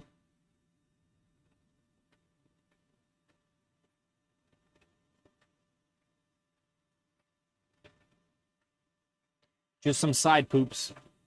There's definitely some poops on the table over there.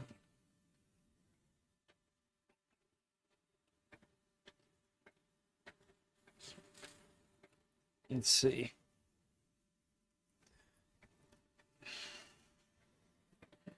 Here's what we got.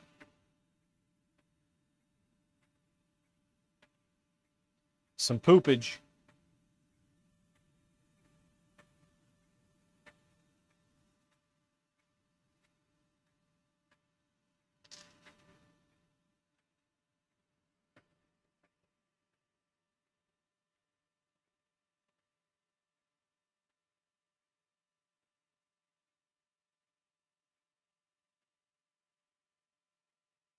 Well, just as a heads up, guys, after this benchy is done, I'm probably going to call it.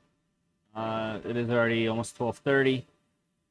I'll call it after we looked at the benchy, and what I'll do is I'll probably do another print, and like always, I'll do a short on some progress of the testing, and then I'll just keep printing stuff. If there's something specific you guys want me to test or find out about the machine, let me know. And yeah, we'll go from there. But yeah, the benchy, I can see a lot of cooling issues with the benchy. The quality of the benchy is actually really good, but it has cooling issues, and only because that fan's not on.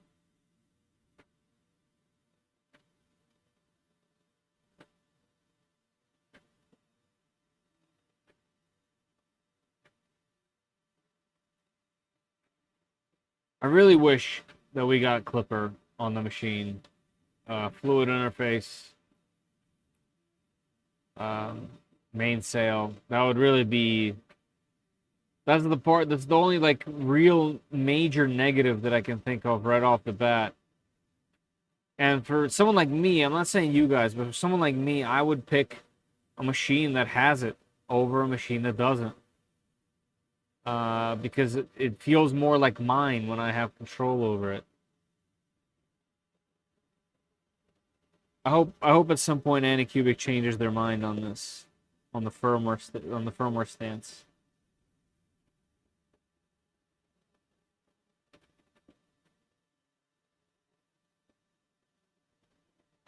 Oh no, you're not old school. This is true.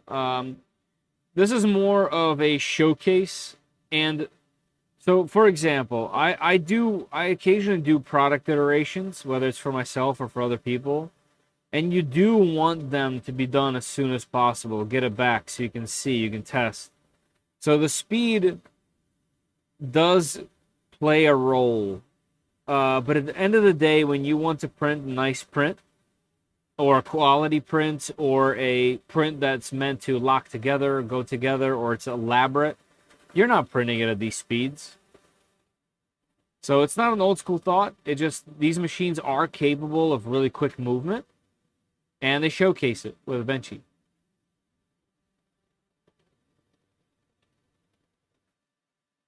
Yeah, XY, yeah, exactly. Like, even if I don't ever end up doing anything in it, the fact that it exists means that you're giving the user the power that they might want at some point.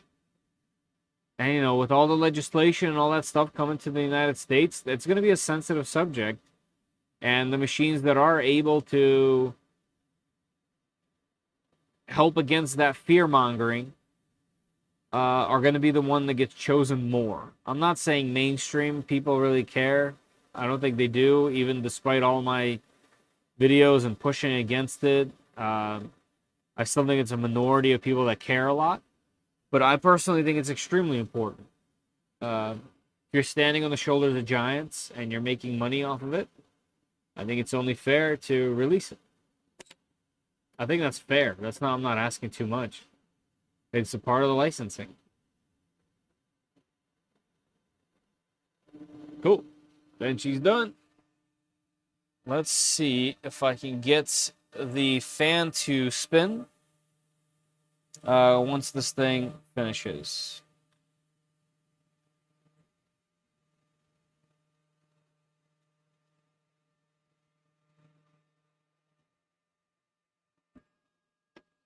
Yep, I wholeheartedly agree with this statement right here.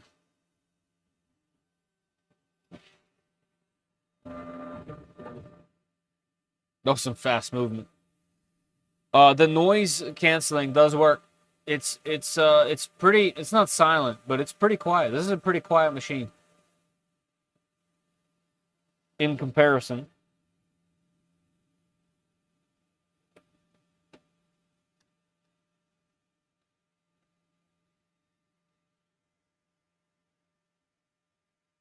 All right, so we're retracting the cut filament.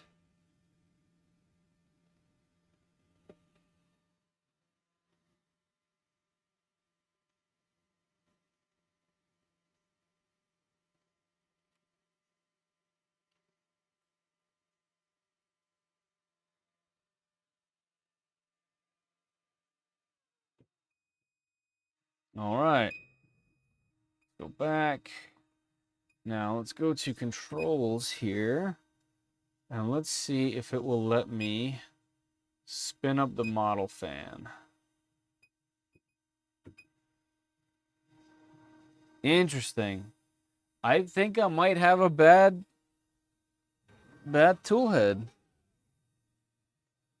It's supposed to be spinning at 100 right now, but it's not. Let's see if this comes off. Okay, it does. Nice. Now this fan, could it be unplugged somewhere?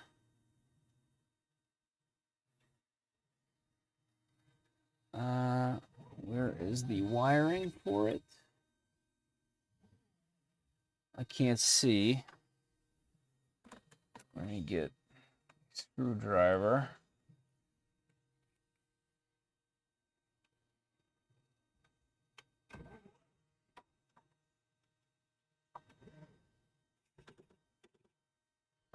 All right, I can't get my hand in there. Okay, 1,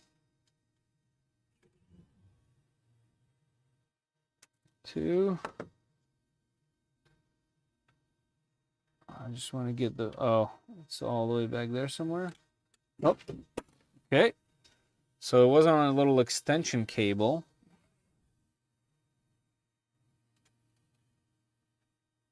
Okay. So maybe it got disconnected on this extension cable. Let's plug it back in. Let's see if I can get it to spin up. Model fan 100. There it goes. Okay. So it was disconnected. So this benchy needs a reprint because this cooling fan was not running. So I wonder what happened. I guess there must have been a drop situation or a little bit of a shake during shipping, because I did have a little plastic piece, and looks like my fan was just disconnected there. But here, let's see if we can get that back on without pinching that cable. There we go. Is it good? Let's see. No. So that cable. Aha. So my cable, it's the cable. Okay, there it goes, and it's off. So I have a bad cable on the fan.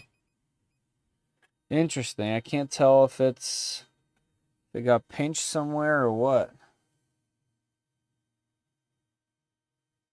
I don't think it's the fan. I think it's I think it's this cable. The actual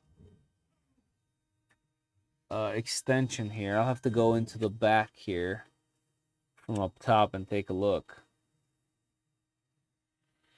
Let's try again.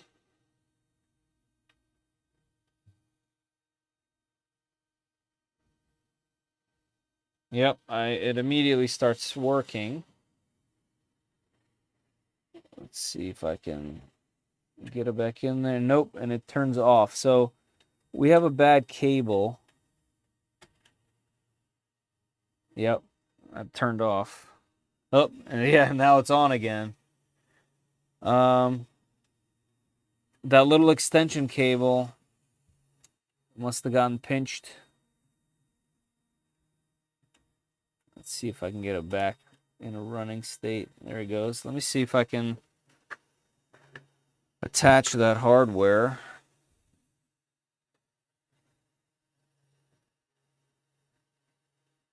And still have it running. So far, yes. It is blowing full speed.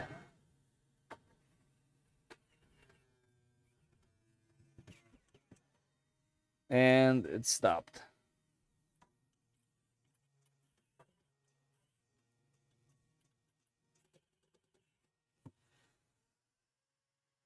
There it goes.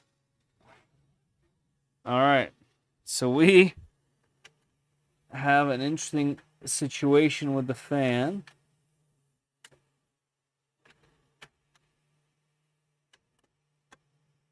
All right, I'm gonna have to pop that. I'm gonna have to pop that thing off and check the wiring. Looks like at least I found the issue. Sorry guys, I didn't check the chat for a little while. That's why I sold my P1S. All 13 of my printers run at least mostly open clipper, and I can use Orca for all of them except my conveyor printer. I hate not having control over my machine. I agree with the statement.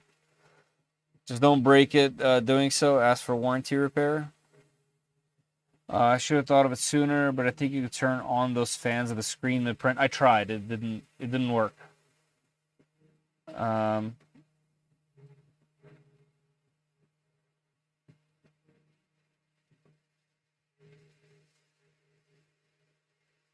Different design cover than my S1. All the calibration should get off. Pin loose. I'm not sure if it's a pin. I think it's the cable in the back.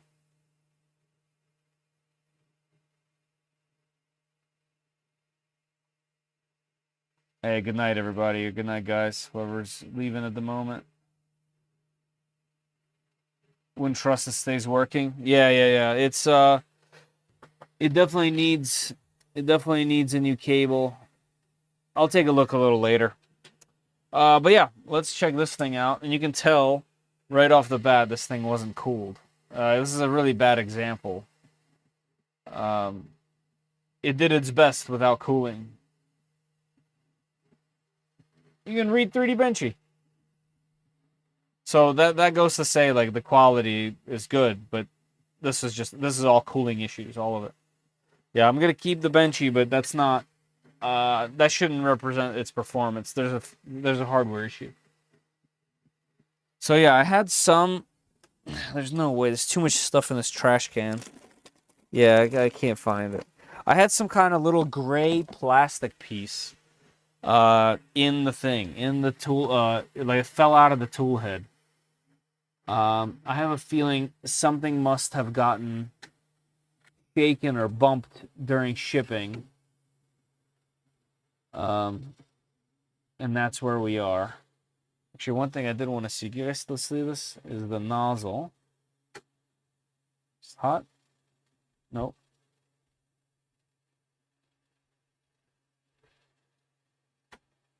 Okay, so now this opens like the old, this opens like the old one. It has a spring. And the nozzle's out just like that. Very easy. Okay. So you open it, put the nozzle up, it closes, the clamps are pretty tight, just like that. Put this down, put this over, That's great. All right, love the quick nozzle. Yeah, that's all good. Yeah, this fan's blowing like crazy now.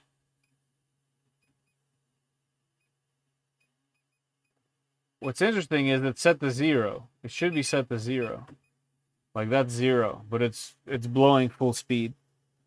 So definitely having an issue with the fan. I'll have to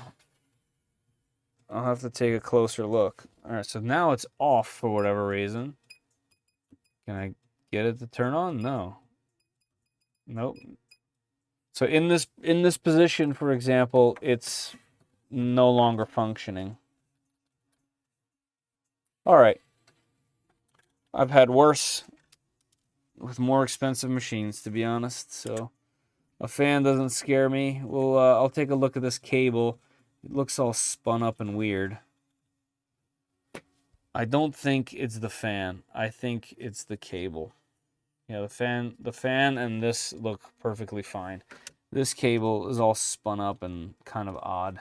And I have a feeling it got pinched back there, or whatever came off of there, some gray plastic, has something to do with it. Cool. Otherwise, so far so good. We'll see what's going on here. Did you get another email yet? I don't know. Let's see.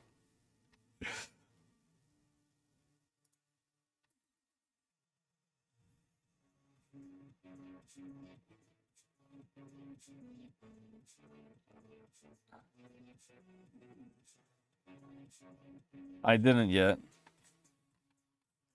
No, not yet. That's okay. I don't expect one.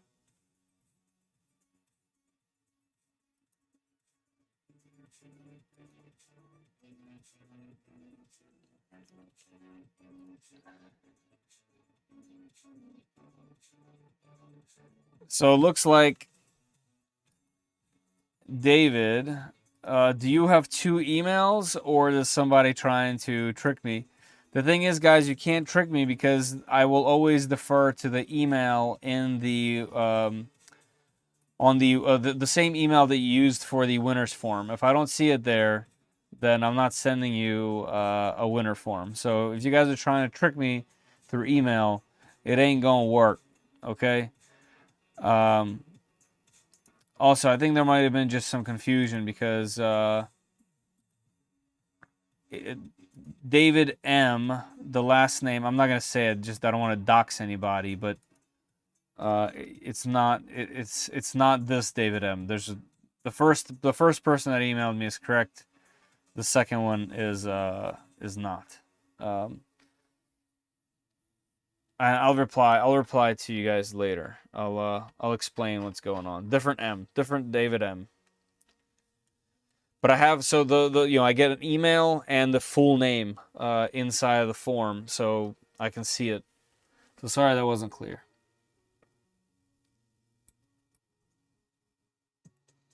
No, I got you. There's another David M that was also here that also put in for the thing, so there was just some confusion. But you have the right email.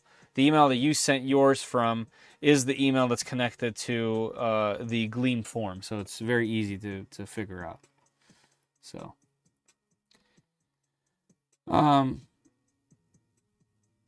anyway, all right, cool.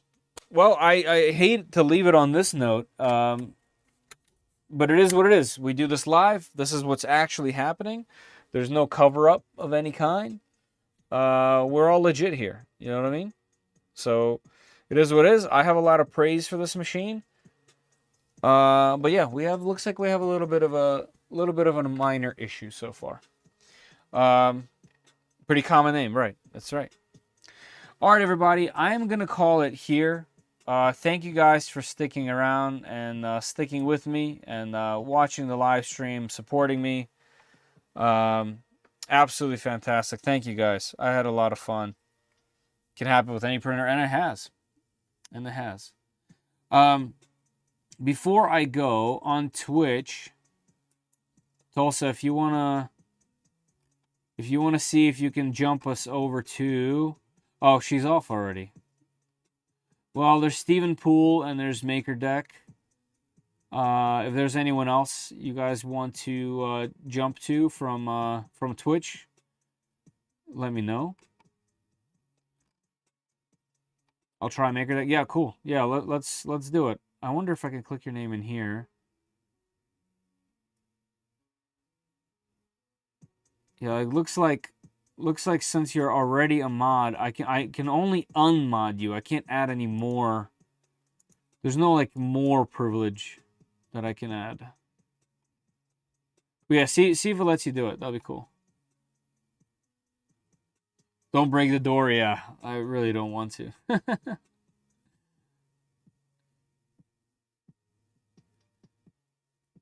Yeah, it's not letting you. Dang. Yeah, we'll have to figure that out. I'll try to. I'll try to figure it out. New part, but an easy fix overall. Yeah. I'm not too worried about it. It's always a bummer to get a some kind of small issue like this, but think about how many moving pieces there are, how many different manufacturers have to come together to bring you this. It's if some manufacturer of the cable did a bad job, and it worked when they tested it, it is what it is. And then it came all the way here, I'm assuming from China or from some other overseas place to America, went through shipping. This is very minor to me. I don't have a broken door. I don't have broken legs. The machine is printing. It just needs a fan or a cable. We got this, All right, we're going to do a, what's it called? Raid. We're going to do a raid. Let's do Maker Deck. Let's go. 9 seconds. Hopefully able to sort out the fan wiring and everything works out for you. It seems like a decent printer for what it is. Thank you for the stream and doing what you do. Have a good night. Yeah, absolutely. Yeah, thank you guys. I appreciate it. Thank you guys for being here and supporting. All right, let's do the raid on Twitch before I sign out here. Boom, let's go. All right, with a little party of 6. Perfect. All right, everybody. I hope you guys enjoyed the stream.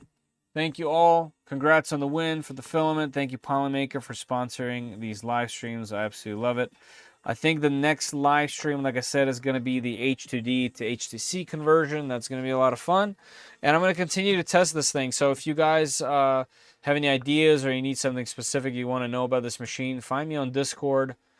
Find me in the comments on YouTube.